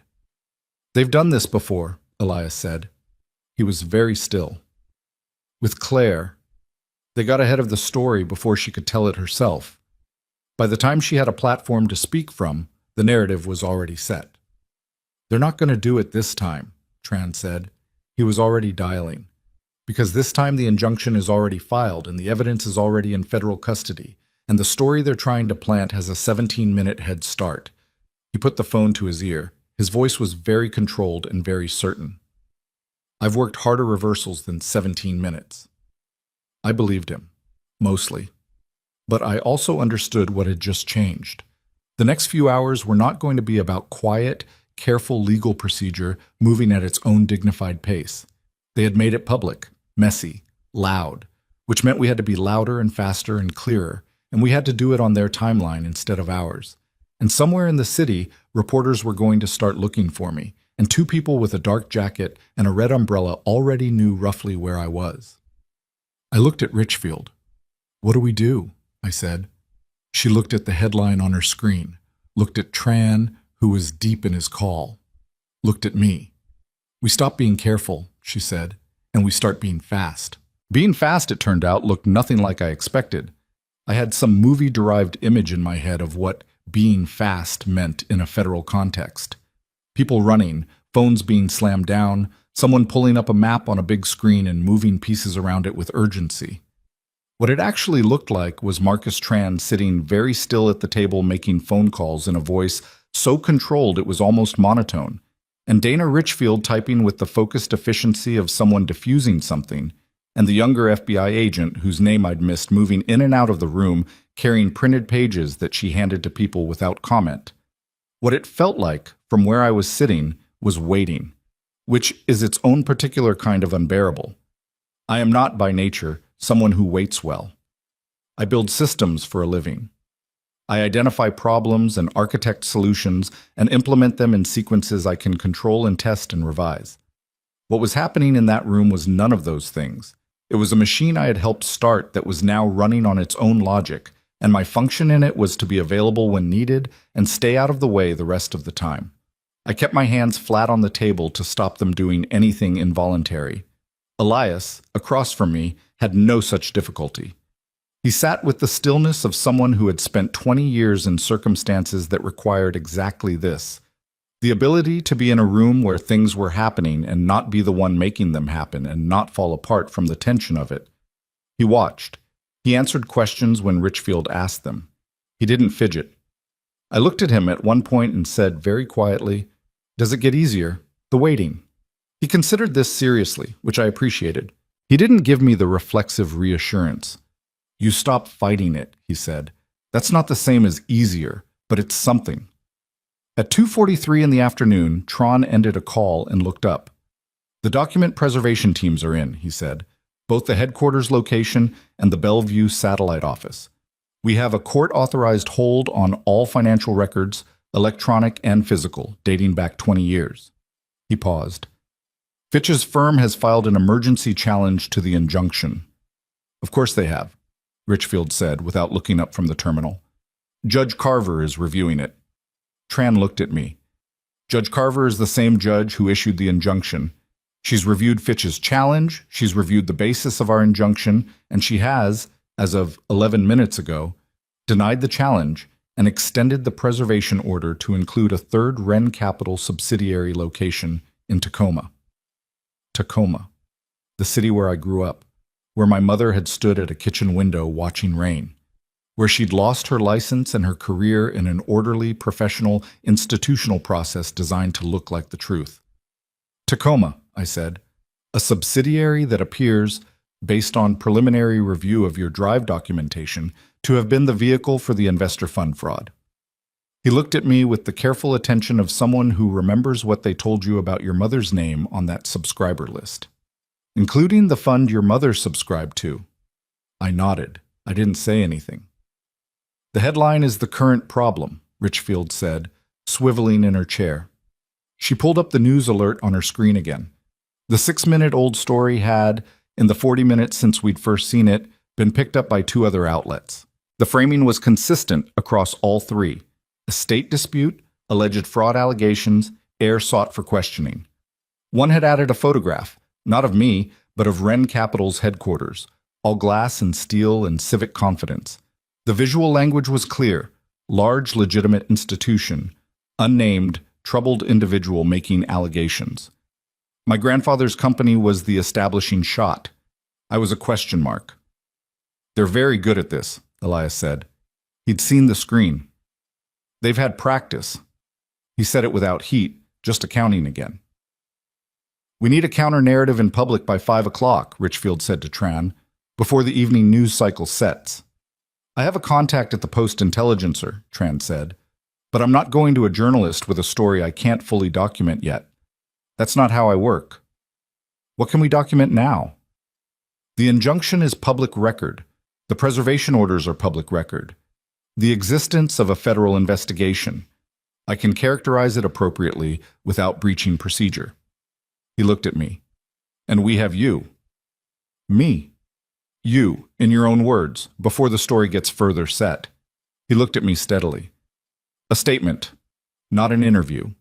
A prepared statement, reviewed by me before it goes anywhere, that establishes your position clearly, that you came forward voluntarily, that you are cooperating with federal authorities, that the characterization of you being sought for questioning is factually inaccurate." "Will it matter?" I said. "If people have already read the headline, it matters for the people who haven't decided what to believe yet," Richfield said, "which is most of them. A 6-minute head start is not a 6-hour head start, not if we move." I looked at the blank legal pad Tran had pushed to one side after taking my account of the Fitch meetings. "Give me 10 minutes, I said. He slid the pad across to me. I wrote for 12 minutes. I crossed things out. I rewrote. My handwriting got worse as I went, which is what happens when I'm thinking faster than my hand wants to move, and at one point Elias leaned over and read what I'd written so far and said, "Third paragraph. The sentence about your mother. Make it simpler." And he was right, so I did. What I had at the end of 12 minutes was not elegant. It was not the polished language of crisis communications. It was the statement of someone who had gotten in a car that morning to go collect a fortune they hadn't known existed a month ago, and had spent the day in the rain with a stranger who turned out to have known their mother, and had made a decision based on things that couldn't be fully explained in a press statement, but could be gestured at clearly enough that a person reading it would understand that the decision was real. I slid it to Tran. He read it. He made 2 small marks with his pen. Legal, not editorial. Slid it to Richfield. She read it. looked at me. "This is good," she said. And then, because she was the kind of person who qualified things appropriately, "It's not polished." "I know." "It reads like a person wrote it." "A person did." She almost smiled for the second time. The statement went out at 3:17 through a combination of Tron's media contact and a formal release through the Federal Investigations Public Affairs Office. By 3:45, it had been picked up by the same three outlets that had run Ren Capital's version of events. By 4 o'clock, the framing of the story had shifted perceptibly. Not completely, not cleanly, but the question mark had been replaced, at least partially, by something more complex, more human. I know this because Richfield was monitoring it on a tablet and giving us brief reports, and at 4:12 she said, "The Post-Intelligencer just updated their headline." She read it aloud. "Ren Capital Heir breaks silence, cites mother's legacy, and decades of hidden fraud in decision to cooperate with federal investigators." The room was quiet for a moment. Then Tron said, "That's a better headline," and went back to his call. It was. It was a better headline. It was not the headline I would have written. It had the slightly breathless quality of journalism trying to contain a story larger than its word count, but it said what needed to be said. It named her. In the headline, "My mother's legacy."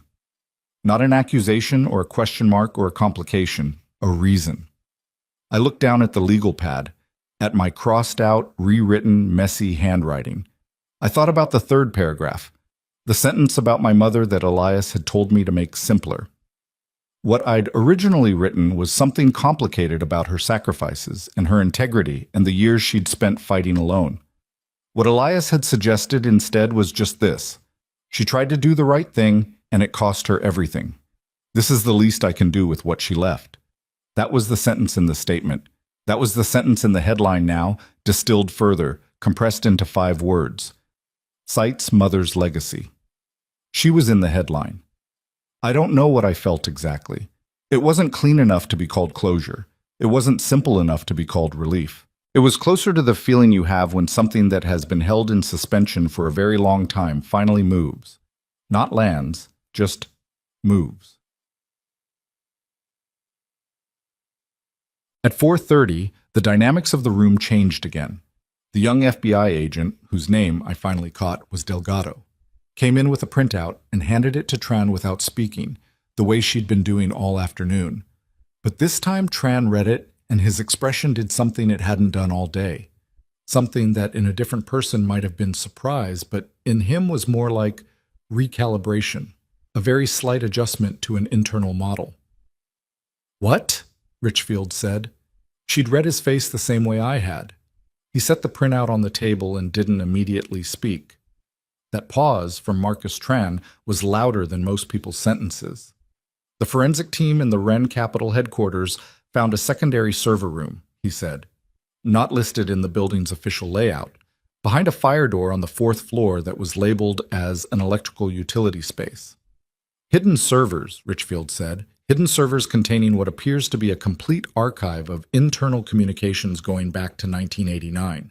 He looked at us. Every email, every recorded call that passed through their internal system, every document. He paused. Including communications from 2004, that reference, by name, the regulatory auditor I mentioned to you earlier. He looked at Elias.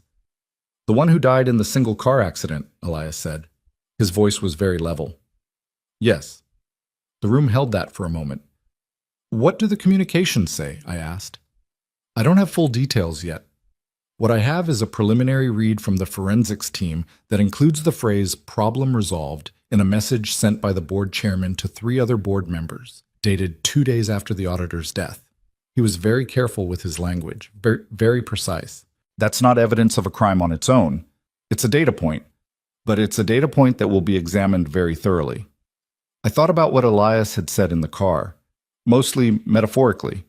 His careful qualifier, the thing he'd never been able to prove. I looked at Elias. His face was doing something complicated. Not satisfaction, it was too painful for that.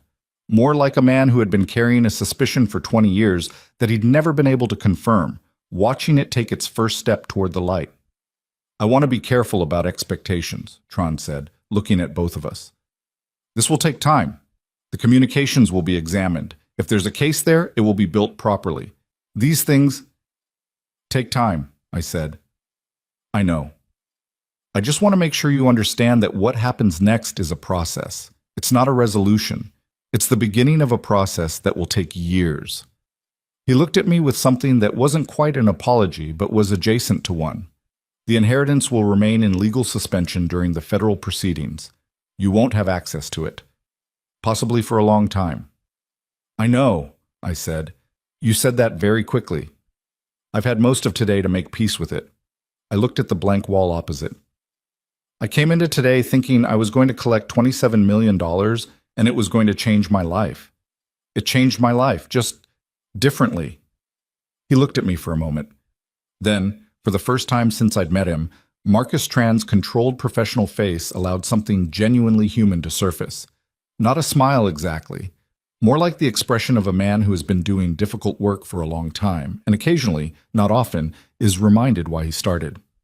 Yes, he said, differently. At 5:15, Tron told us that the immediate crisis phase was over. The preservation orders were holding. The injunction was intact. The media situation was not resolved, but was no longer running purely on Ren Capital's narrative. The next phases, the formal investigation, the prosecution timeline, the estate proceedings, would be long and complex and would involve armies of people with specialized expertise, and my role going forward would be to stay available, cooperate fully, and not do anything that could be characterized as interfering with proceedings. Meaning? I said. Meaning, don't talk to journalists without running it by me first. Don't contact anyone connected to Ren Capital. Don't attempt to access the estate assets independently. He paused. And get a lawyer. A good one, not connected to any firm with Ren Capital relationships. I can give you a list. I know someone, I said. He gave me a look. Someone I trust, I said. An old law school friend who does employment litigation.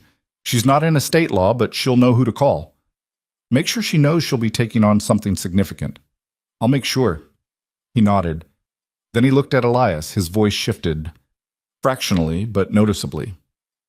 Mr. Voss, we'll need your formal testimony in the next 2 weeks, comprehensive. Every document, every source, every date. It'll be long.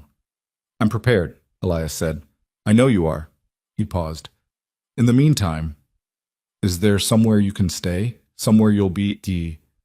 Is there anything you need? He asked it in the careful way of a professional who is trying to address a practical human problem without making it uncomfortable. Elias looked at him. I've been managing, he said. I know you have. I'm asking if you need to keep managing it alone. A beat. I have a spot, Elias said, under the Morrison Bridge overpass. I know the people there. It's... He stopped. Something crossed his face that he navigated quickly. It's fine. I know how to stay warm. Tran wrote something on a card and slid it across the table. This is a federal witness assistance contact. It's not charity. It's a formal program for material witnesses in active federal cases. You qualify. They can arrange temporary housing and basic support while the proceedings are ongoing. He looked at Elias directly. You've been sleeping outside in Seattle in October. You are a material witness in what may become one of the larger fraud prosecutions in this region's history. Let us do the minimal functional thing here. Elias picked up the card. He looked at it for a long time. Okay, he said finally. Quiet. Just that. One word. But the weight of it. The weight of a man who had refused to be helped for 20 years because helping required trust, and trust had cost him everything. Saying one word of reluctant, exhausted, finally permitted acceptance. That weight was enormous. I had to look away. Richfield started the process of officially logging our statements and documenting the day's events, which was its own lengthy procedural exercise. I answered questions. I signed things. I confirmed things. At some point, someone brought coffee, actual coffee this time, hot, in proper cups, and I drank it and felt the warmth of it in a way that was almost shocking, like my body had been waiting all day for something that simple. It was during this procedural settling that my phone, which Tran had asked me to leave off during the critical hours, and which I'd just been given clearance to restart, powered back on, and began receiving the messages that had accumulated since I'd turned it off outside the coffee shop. There were 37 of them. Most were from numbers I didn't recognize, journalists, I assumed, working from the statement. 3 were from colleagues at my firm, ranging in tone from concerned to baffled to one that was just a series of question marks. 2 were from my downstairs neighbor, whose relationship with news apparently moved faster than I would have expected. 1 was from a blocked number that was a single sentence. "You should have signed this morning. There is still time to correct this." I showed that one to Tran, who photographed it and said 3 words. "Good, thank you." And at the bottom, from 5 hours ago, a voicemail from a number I didn't recognize with a Spokane area code. I stepped out into the hallway to listen to it. I don't know why I needed the hallway. Some instinct about privacy, about not performing whatever was about to happen in front of other people. The voicemail was 40 seconds long. The voice was old. Careful in the way that very old voices are careful. Not frail, but deliberate, each word placed like something that had been thought about. A man's voice. Slightly hoarse. "Mr. Mercer, my name is Thomas Bray. I was Harold Wren's personal attorney, not Fitch, a separate arrangement he kept entirely private. I've been expecting to hear from you after the estate signing this morning, but you didn't sign, and I've been watching the news, and I think I understand why." A pause. "Mr. Wren left something for you that wasn't part of the formal estate documents. A letter. He was very specific that it was to be given to you only after you'd made your decision about the transfer documents, not before. He didn't want it to influence you." Another pause. "I think your decision was made quite clearly today. If you're willing, I'd like to bring it to you. I'm in Seattle. I've been waiting here since yesterday in case this day went the way it went." A long pause. "Your grandfather was not a good man for most of his life. He knew that. The letter says that. But he asked me to tell you, if I got the chance, that he was glad the last thing he did was real, whatever that means to you." The voicemail ended. I stood in the hallway with my phone in my hand and the buzz of the fluorescent light above me and the sound of the procedural activity continuing inside the room, muffled through the door. A letter. He'd written me a letter and arranged for it to be held until I'd decided. Like he understood that a letter from him, apology, explanation, whatever it was, would have been a manipulation. A reason to go one way or another that wasn't purely mine. So he'd removed it from the equation and let me decide in a vacuum and then offered it after. It was the most self-aware thing I'd yet encountered from Harold Ashford Wren. I didn't know what to do with that either. I went back inside. "I need to make a call," I said to Tran. "To whom?" I showed him the voicemail. He listened to it with his head slightly tilted, the way he processed everything, carefully, giving it the respect of full attention. "Thomas Bray," he said when it ended. "I don't know that name from the estate documents." "Separate arrangement," he said, "private." "Meet him," Tran said. "Here, if he's willing. I'd like to be present." "Is that for my protection or yours?" Considered. "Both," he said, without apology. I called Thomas Bray back. He answered on the second ring, which told me he'd been waiting. He agreed to come immediately. He was at a hotel 6 blocks away. He had been waiting, as he'd said, since yesterday. He arrived in 30 minutes. Thomas Bray was 80 years old if he was a day, short and solidly built, with white hair and the deeply tanned skin of someone who spent a lot of time outdoors and had for decades. He wore a suit that was good quality and 15 years old. The kind of suit you don't replace because it still fits and it still works, and you are not interested in performing anything for anyone. He carried a worn leather briefcase, and he moved with the particular deliberate quality of someone managing an artificial hip without advertising it. He shook my hand with a grip that said he'd had the same grip at 40. He looked at Elias, and something moved across his face. Recognition of a kind. "You're Voss," he said. "Yes," Elias said. "Harold mentioned you." He said it simply. He admired you. He was ashamed to say so out loud, I think, because of what it implied about everything else. But he mentioned you. Elias said nothing. Bray set the briefcase on the table and opened it. Inside, among various folders, was a standard white envelope, sealed, with my name on the front in handwriting that was shaky but deliberate. The handwriting of someone who had been very precise and had found precision harder than it used to be. He slid it across the table to me. He asked me to wait outside while you read it, Bray said, if you'd prefer. Stay, I said. I opened the envelope.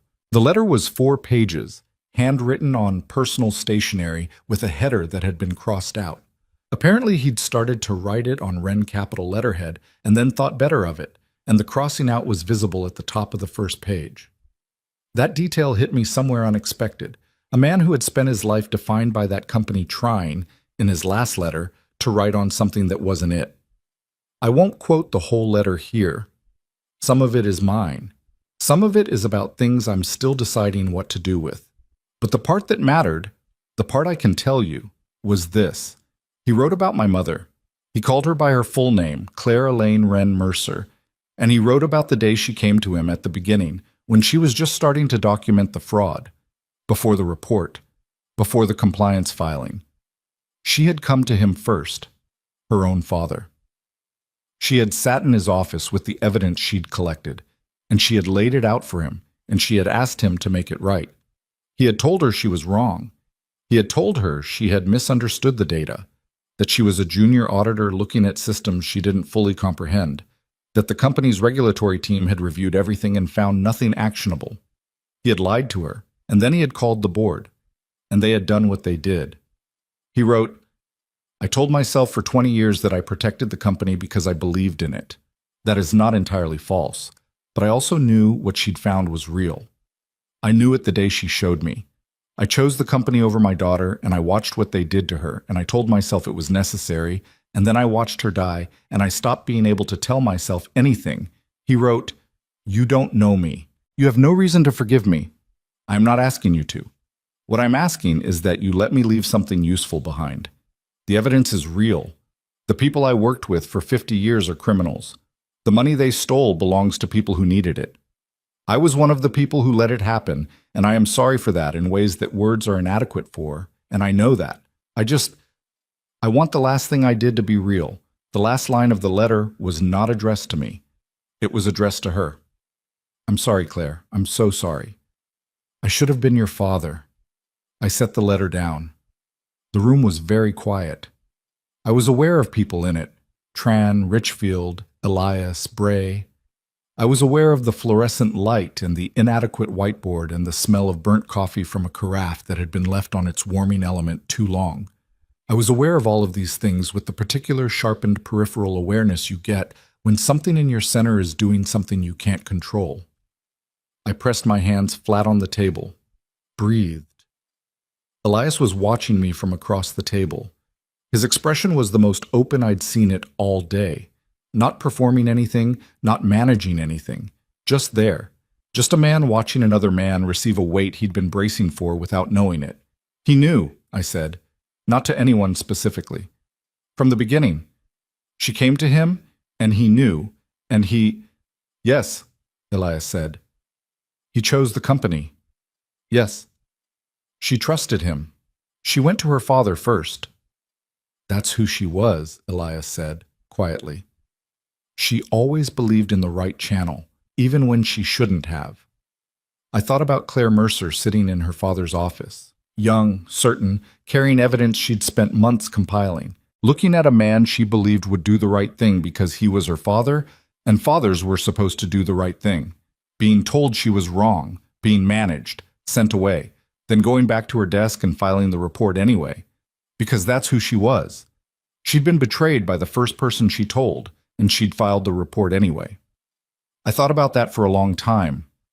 Thomas Bray was watching me with the patient attention of a very old man who had learned that the right thing to do in certain moments is simply to be present and not speak.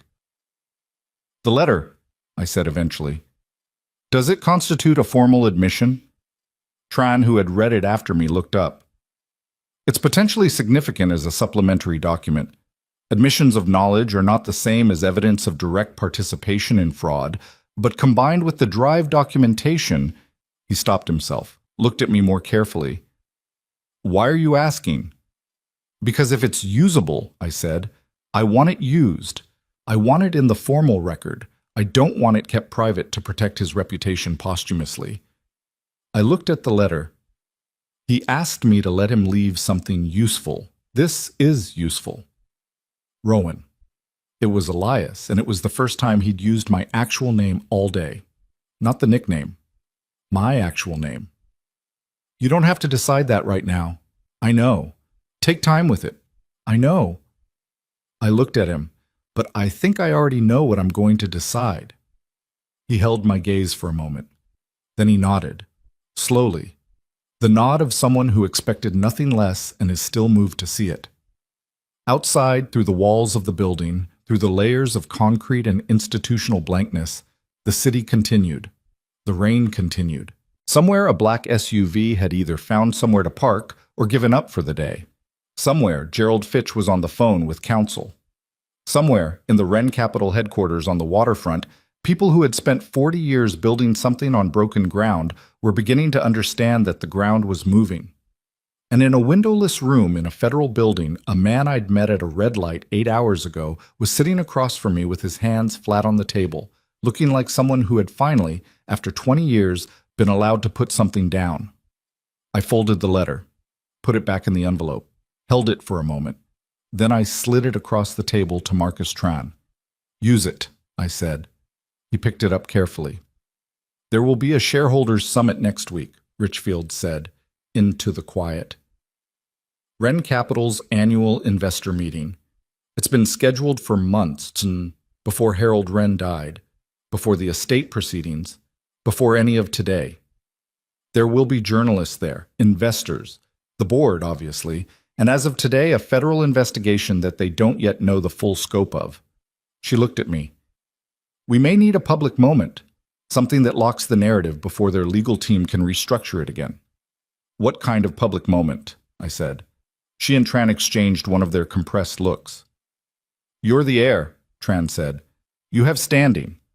With proper legal preparation, you have the right to address the shareholder meeting. He paused.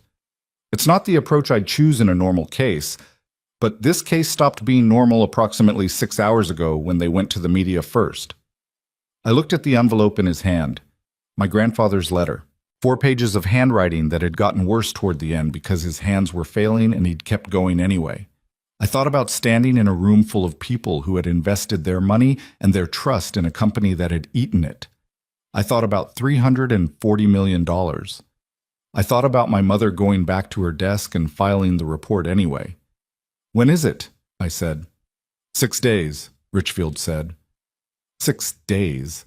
I looked at Elias. He was looking back at me with those gray awake eyes that had been awake and watchful and waiting for this for 20 years. I'll need a suit, I said. And for the first time all day, for the first time, I think, in a very long time. Elias Voss smiled. Not the almost smile, not the nearly there suggestion of one. An actual smile, tired and weathered and real, that changed his whole face. I know a good tailor, he said. The suit was navy blue, not the charcoal I'd have chosen for myself, not the safe corporate gray that said I belong in this room, and you should not question that. Navy blue, which Elias's tailor, a 60-year-old Korean-American man named Paul, who operated out of a narrow shop in the International District, and who greeted Elias with the particular warmth of someone who has watched a person survive something difficult over a long period of time, said was the right choice because it was authoritative without being aggressive, and because it was the color my mother had been wearing in the 1993 photograph. I didn't tell Paul that.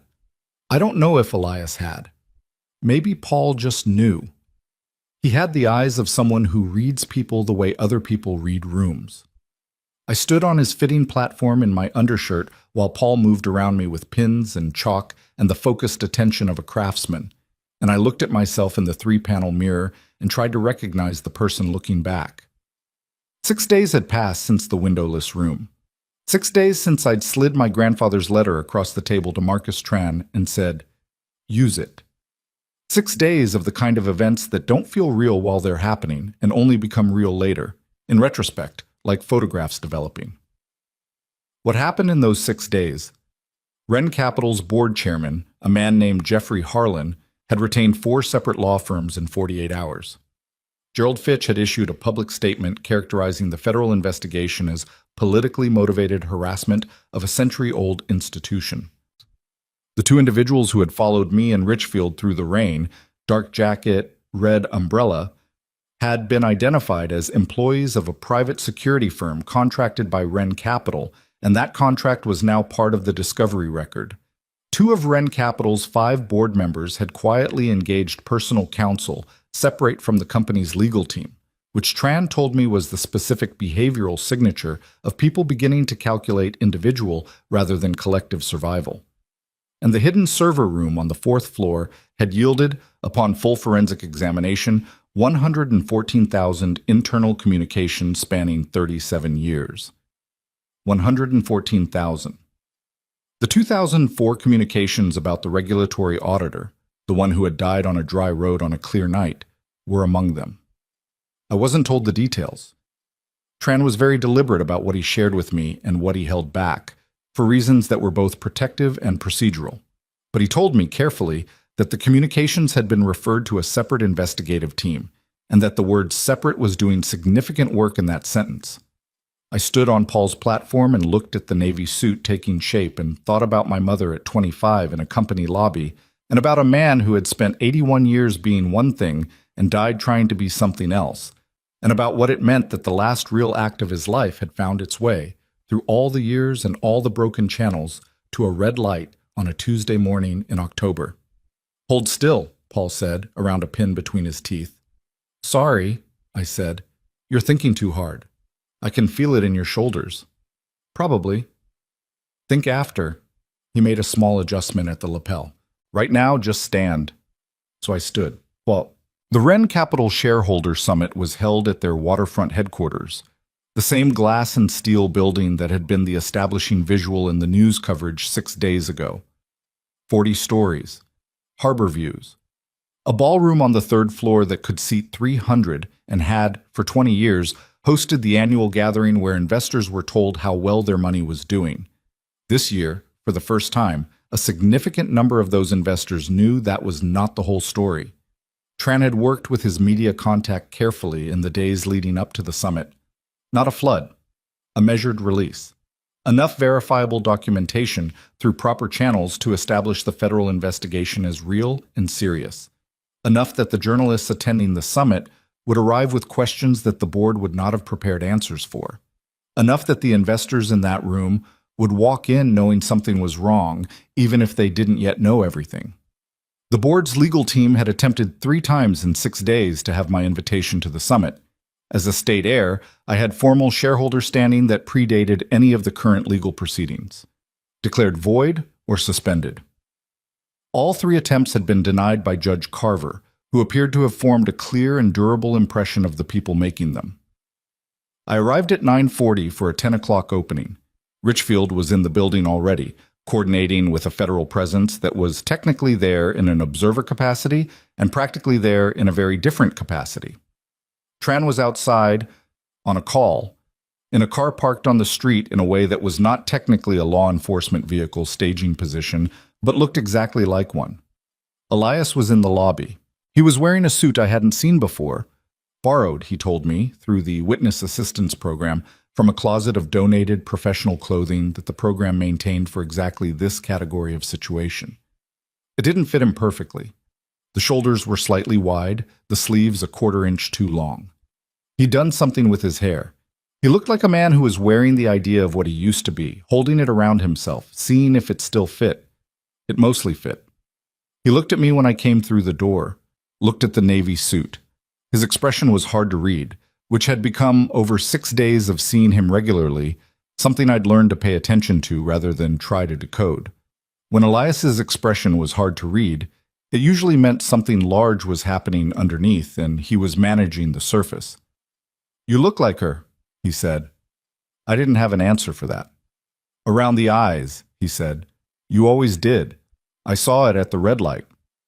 We stood in the lobby of Wren Capital's headquarters, the building my grandfather had built and my mother had worked in, and both of them had been destroyed by. And we looked at each other, and I thought about all the mornings Elias had stood in the rain waiting for a version of this day to be possible. "Ready?" I said. He straightened the borrowed suit jacket at the lapels, a deliberate gesture, the gesture of a man deciding something. 20 years ago I wasn't ready, he said. Today's the other kind. We walked in together. The ballroom at full attendance was 312 people. I counted later from the registration records. In the moment, it felt like more. The particular amplification effect of a room where everyone knows something is wrong but no one has yet named it publicly, where the air itself seems pressurized with things not yet said. The board was on the stage when I entered. 5 of them at a long table, the chairman Jeffrey Harlan at the center. He was 70, silver-haired, the physical embodiment of the kind of authority that comes from spending 50 years in rooms where your authority was never seriously questioned. He had the specific quality of a man who had learned to mistake the absence of challenge for the correctness of his position. He saw me come in. Something moved across his face, very quickly, controlled immediately. But I saw it, and I think the people near me saw it, and I suspect some of the journalists in the room saw it. The specific expression of a man who had been told by his lawyers that this was a possibility and had not, until this moment, entirely believed it. I found a seat in the 3rd row. Elias sat beside me. The woman on my other side, 60s, gray hair pulled back, a notepad in her lap, looked at me and then did a small double take. She'd seen the statement. She recognized me. "Are you?" she started. "Yes," I said. "I'm Ruth Calloway." She said it like it meant something, and then, reading my face, clarified, "I invested $300,000 in a Wren Capital municipal bond subsidiary in 2001. My husband and I. It was our retirement fund." She paused. "We got about $38,000 back when they closed it." I looked at her. "I know," I said. "I'm sorry." "Don't be sorry," she said, with the particular directness of a woman who had been waiting a long time for something and was not interested in social comfort right now. "Just do what you came to do." The meeting opened with Jeffrey Harlan at the podium. He was good, I'll give him that. He was very, very good. He had the voice of someone who had spent decades making complicated things sound settled, making concerning things sound managed, making questions sound like they'd already been answered. He opened with the company's history, its longevity, its community relationships, the hospital wings, the scholarship funds, the particular brand of civic generosity that functions, as Elias had said, as camouflage. He talked for 12 minutes before acknowledging, in language so careful it barely registered as acknowledgement, that the company was currently engaged with regulatory inquiries that we are confident will be resolved through proper channels. Engaged with regulatory inquiries. Passive, institutional, designed to make an active federal fraud investigation sound like a scheduling conflict. I watched the room while he spoke. I watched investors with notepads, journalists with recorders, a woman in the back who was crying quietly and trying not to be noticed, a man in his 70s who sat with his arms crossed, and the expression of someone who had driven a long way to ask a question and was calculating when the moment was. When Harlan opened the floor to questions, 6 hands went up immediately. The moderator, a company employee, I noted, not a neutral party, called on a man in the front row who asked a question about Q. 3 projections that was so clearly a planted question that 3 journalists in my immediate vicinity visibly wrote something in their notes. The second question was from a journalist, sharp, direct, about the federal investigation, the preservation orders, the specific allegations contained in the public portions of trans filings. Harlan answered it with the smoothness of someone who had been prepped for exactly this question and deployed the answer like a defense mechanism, acknowledging nothing, questioning the characterization, referencing the company's legal team's confidence. The third question was from Ruth Calloway. She stood up with her notepad, this woman who had put her retirement in a fund that returned 11 cents on the dollar, and she asked, in a voice that did not shake, exactly what had happened to the municipal bond subsidiaries' investor funds between 2001 and 2006, and whether the board had any documentation of the returns that had been reported to investors versus the actual performance of the underlying assets. The room changed, not dramatically, not like a movie, more like a pressure shift, the kind you feel in your ears when altitude changes. The air in the room became different, Harlan's answer was composed and technically constructed and said almost nothing. And everyone in the room, I think, understood that it said almost nothing. And the understanding of that moved through 312 people like something physical. My hand went up. The moderator looked at me, looked at Harlan. Harlan's expression was controlled. He gave a small nod that cost him something. I stood. I want to be honest about what that moment felt like, because I think the honest version is more useful than the version where I tell you I felt strong and certain and righteous. What I felt was a specific physical sensation in my chest that I can only describe as every version of myself from the last 6 days. The one in the alley, the one in the library, the one in the windowless room reading a dead man's letter, all arriving simultaneously and occupying the same body and making it hard to breathe normally. I breathed anyway. "My name is Rowan Mercer," I said. "I am the sole heir to Harold Ashford Wren's estate, which makes me a shareholder of record in this company." I paused. My voice was steadier than I expected it to be, which I attributed to having stood on a platform in Paul's tailor shop for 90 minutes being told to hold still. I was supposed to sign inheritance transfer documents 6 days ago that would have placed the hidden asset structures of this company, the structures that were used to redirect investor funds for 40 years, under the permanent control of the current board. Another pause. I didn't sign them. Instead, I brought documentation of what those structures were used for to federal investigators. That documentation is now part of an active federal fraud investigation. The room was very quiet. Harlan's expression was doing something complicated underneath its surface.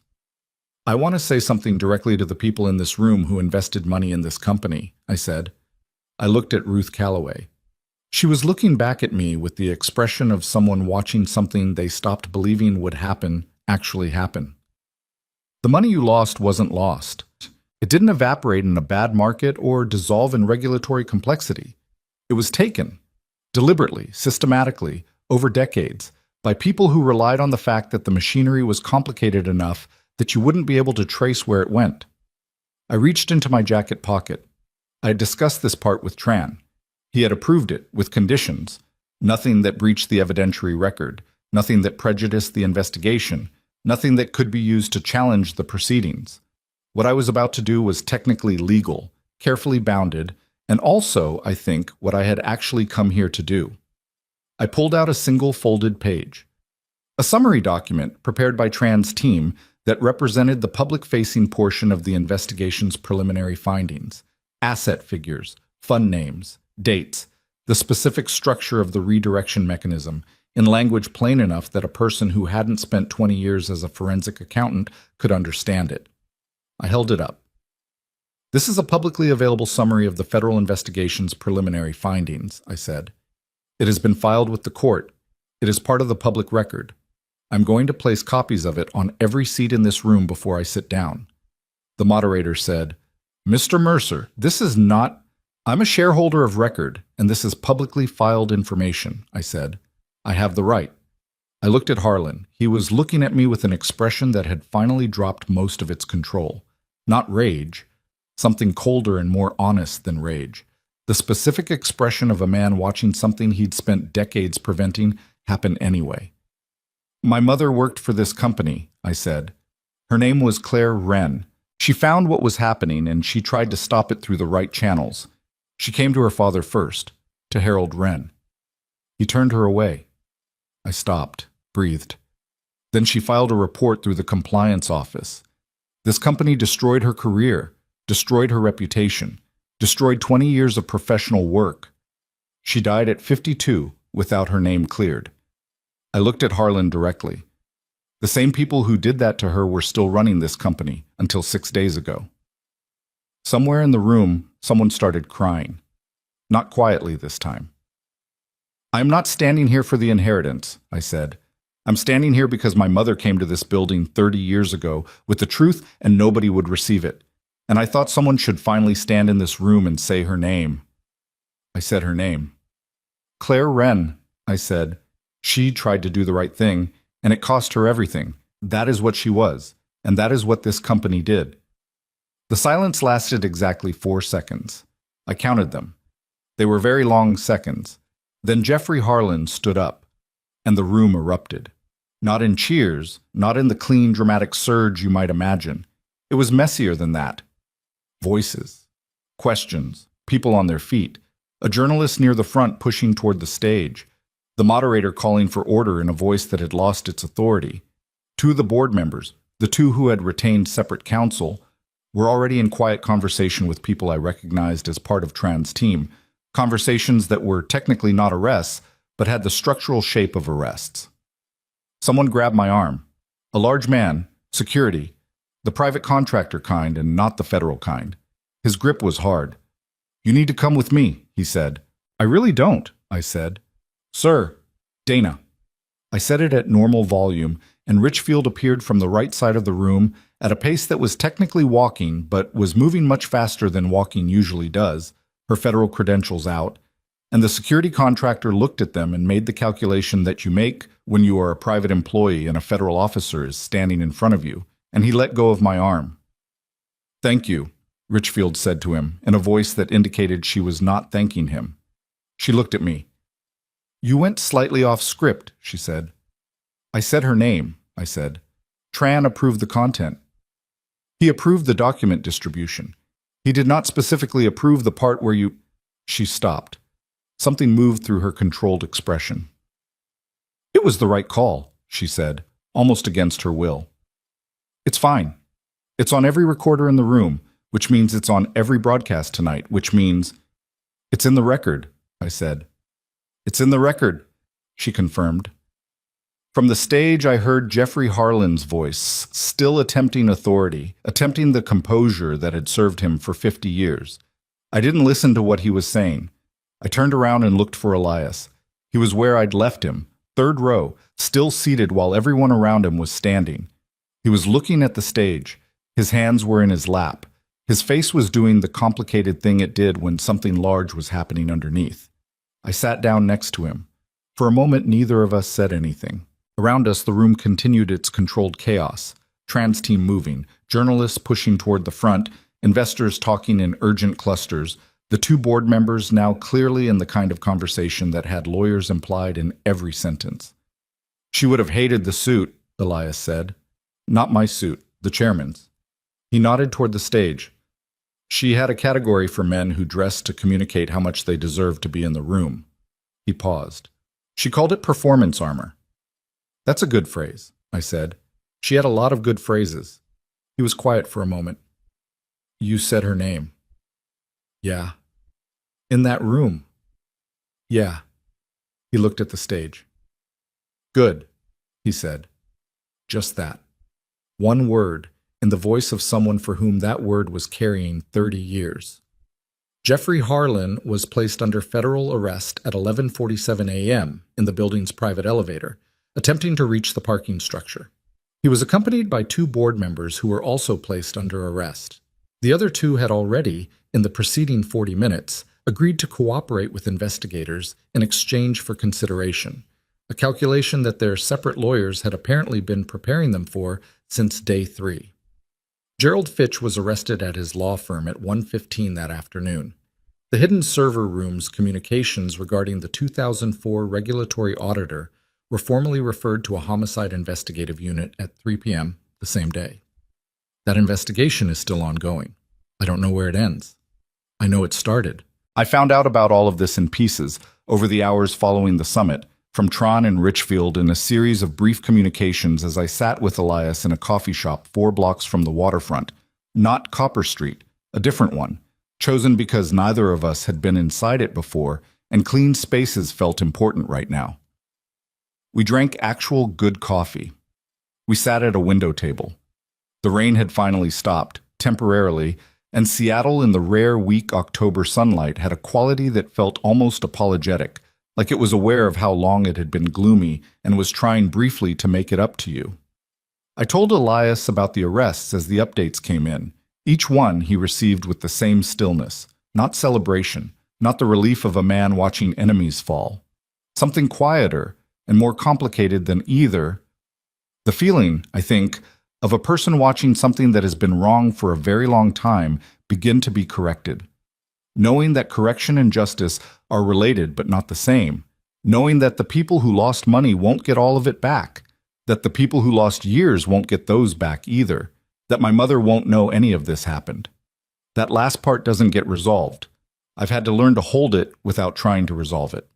At 4:30, a message from Tran. Estate proceedings formally separated from fraud investigation.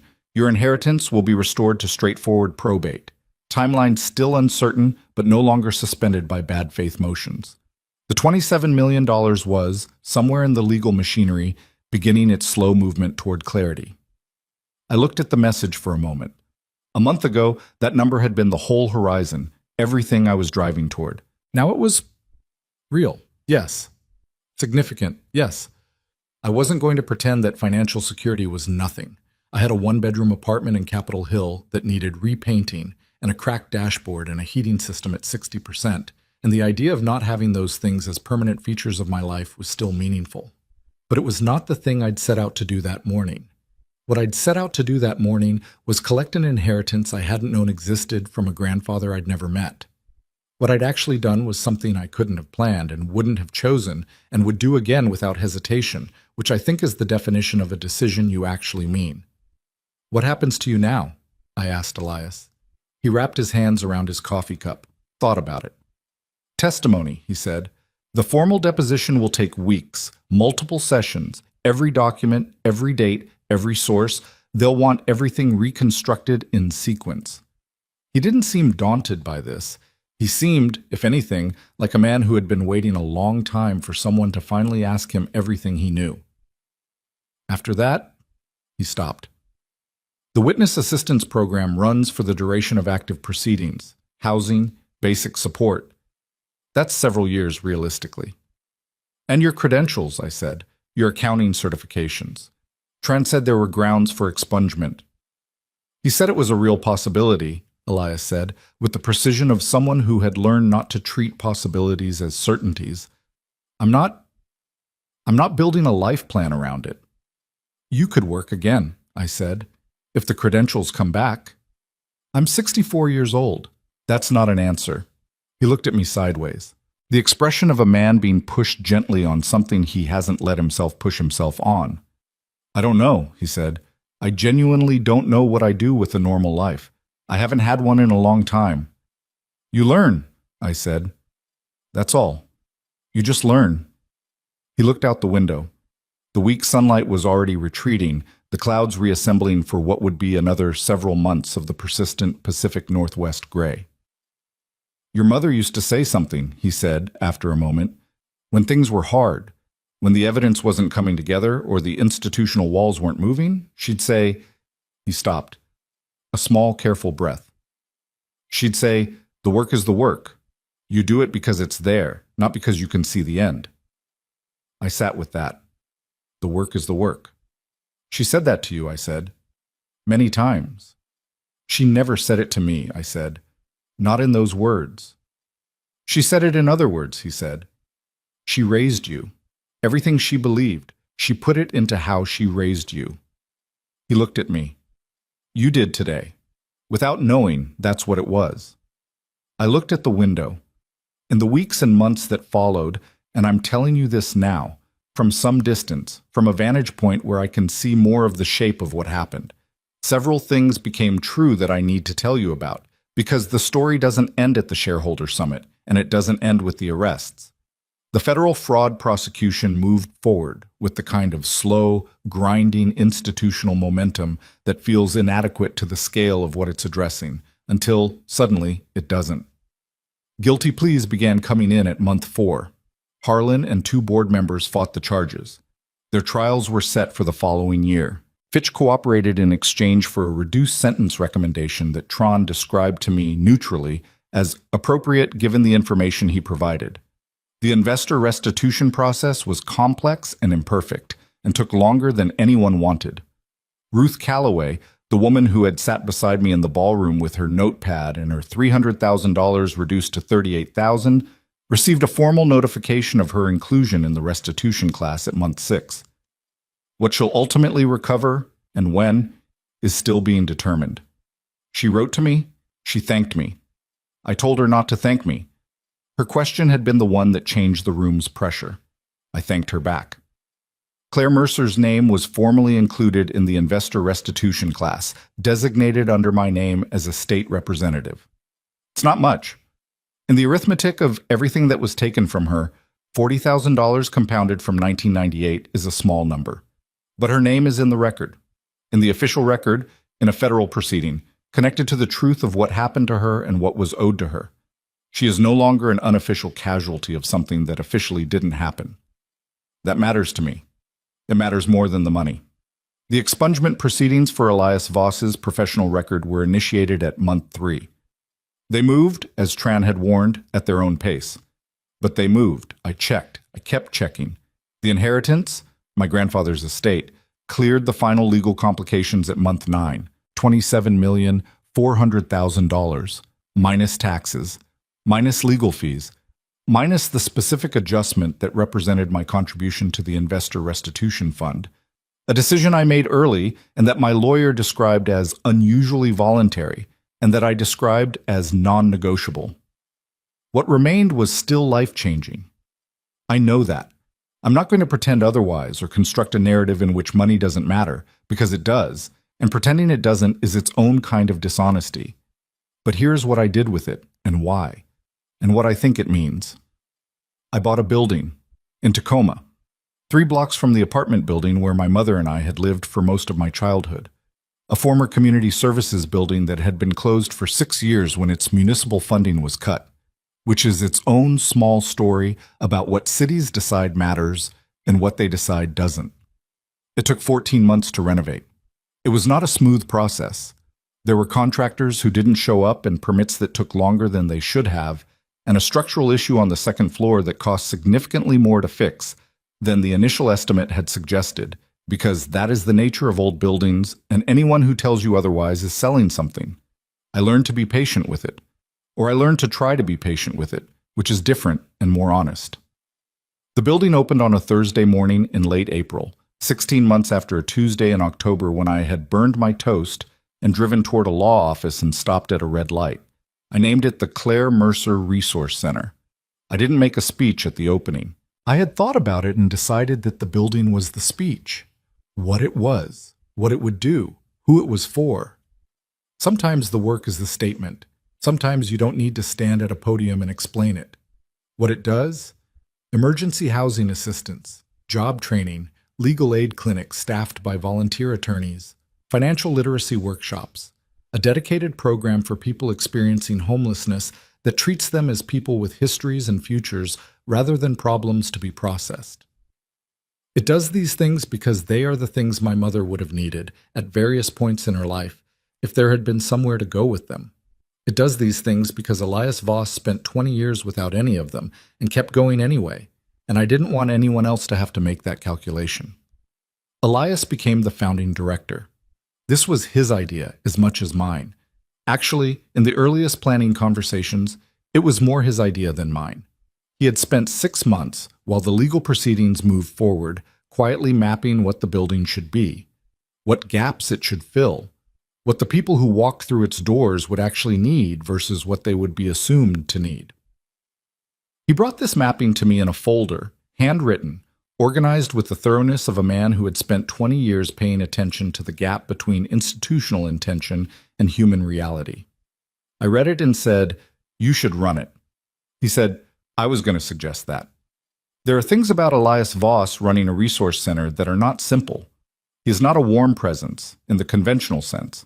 He does not greet people with the performed compassion that some social service environments lean on, the practiced empathy that reads to people who have seen the underside of institutions as management rather than care.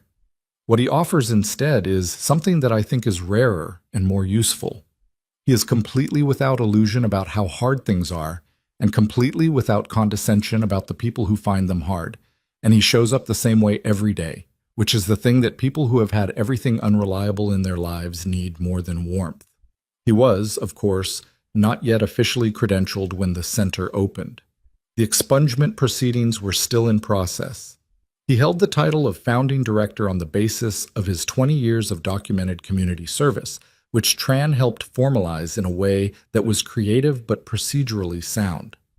The credentials came through at month 18. I was in the center when Elias got the notification. We were in the middle of a mundane planning meeting about a facility issue with the second floor plumbing, which had developed a complaint, and his phone buzzed, and he looked at it, and he went very still in the specific way that meant something large was happening underneath. He showed me the screen. Professional certification status, restored. All prior disciplinary actions, expunged from official record. I looked at it. I looked at him. He put the phone face down on the table and said, "So, the plumbing." I said, "Elias." He said, "The plumbing is the more urgent issue." "Elias?" He looked up. His eyes were dry. He was managing them carefully, and the managing was visible, which was its own kind of honesty from a man who had spent 20 years keeping everything contained.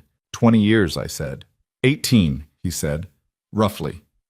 "That's your quibble? The count?" Something cracked very slightly in the managed surface.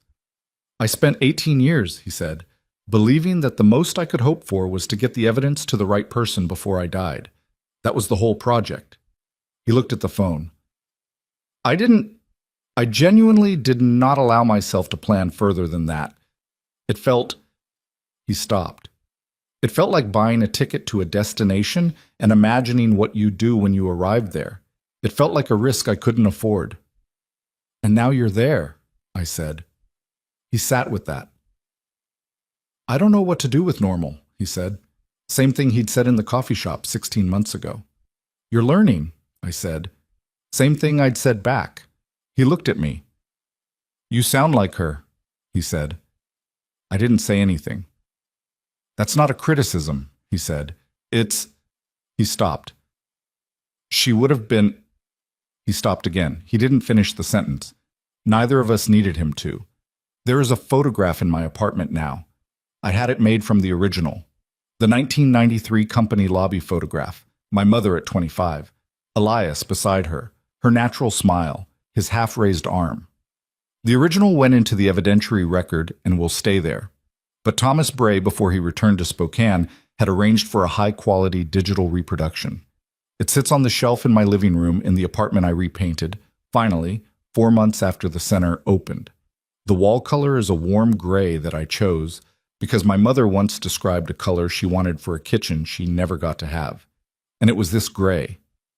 I look at the photograph sometimes in the evening when the day is done. My mother looking slightly away from the camera, caught mid-thought, more real than posed. A 25-year-old woman who had no idea what was coming and who was, in that moment, just a person at a work event standing next to a friend. I think about what she knew, what she chose to carry alone, why she made the choices she made. I think I understand most of it now. I understand the logic of the protection she constructed around me, the manufactured absence of family history, the sealed-off past, the story she gave me that had no dangerous roots. She was trying to give me a life that the company couldn't reach, a life built on something clean. What she couldn't have known was that I'd find out anyway, that the truth has a weight that doesn't diminish with time. It just waits.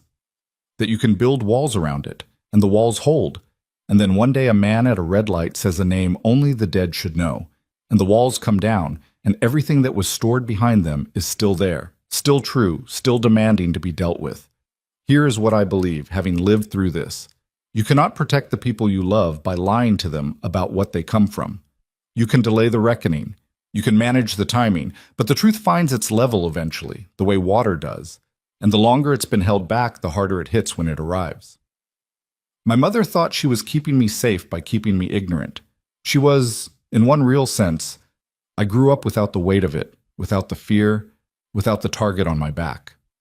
That was real. That was a gift. But I also grew up not knowing that the woman who raised me was one of the bravest people I would ever encounter. Not knowing that she had walked into a room full of powerful people with evidence of their crimes and refused to be managed. Not knowing that the stubborn, quiet determination I always thought was just her personality was, in fact, something she had earned and tested and paid for. I would have wanted to know that. I would have been proud to know that. So if you're reading this or listening to this and you're carrying something alone because you think the people who love you can't handle it, I want to offer you the other possibility, that the people who love you are stronger than you believe, that the truth, even the hard truth, is something people can be given and can hold. That protection built on secrecy has a cost that comes due eventually, and honesty, even late, even imperfect, gives people the chance to actually stand beside you rather than watching from a distance, in the dark, unable to help. My mother carried everything alone. I'm not angry at her for it. I understand why. But I wish she hadn't. I wish she could have let someone stand beside her. The rain came back that Thursday morning, the day the center opened. Of course it did. This is Seattle, and October, and the weather here is loyal to its own logic, regardless of what's happening to the humans underneath it. I stood at the door of the Claire Mercer Resource Center and watched people come in. Not dramatically, not in a flood of immediate and obvious need, the way you might picture it. Just people. One at a time or in pairs, checking the address against something on their phones or written on a piece of paper, looking up at the building with the expression of people approaching something they've been told might help and are reserving judgment on. A man in his 50s with a worn duffel bag who talked to the intake coordinator for 40 minutes and then sat in the waiting area drinking coffee with the particular stillness of someone who has been outside for a long time and has not quite adjusted to being inside.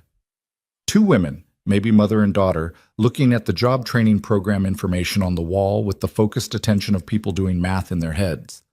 A younger man, 20s, who came in and immediately looked like he wanted to leave, and who the intake coordinator, a woman Elias had hired specifically because she had the patience of someone who had once needed exactly this kind of patience applied to her, talked to in a low, unhurried voice until something in his posture changed. Elias moved through the space with the particular efficiency of someone who had been planning this layout in his head for 16 months. Not hovering, not managing, just present, available, attentive, the gravitational steadiness of someone who knows exactly where things are and why they're where they are. At some point in the morning, he came and stood beside me at the door. We watched two people cross the street toward the building, checking the address, looking up. "She would have stood at this window," I said. "Yes," he said, checking to see if the people coming in looked like they needed, and then she'd have gone out to meet them before they got to the door, he said. She never waited for people to come all the way to her if she could see they were already tired. I thought about that.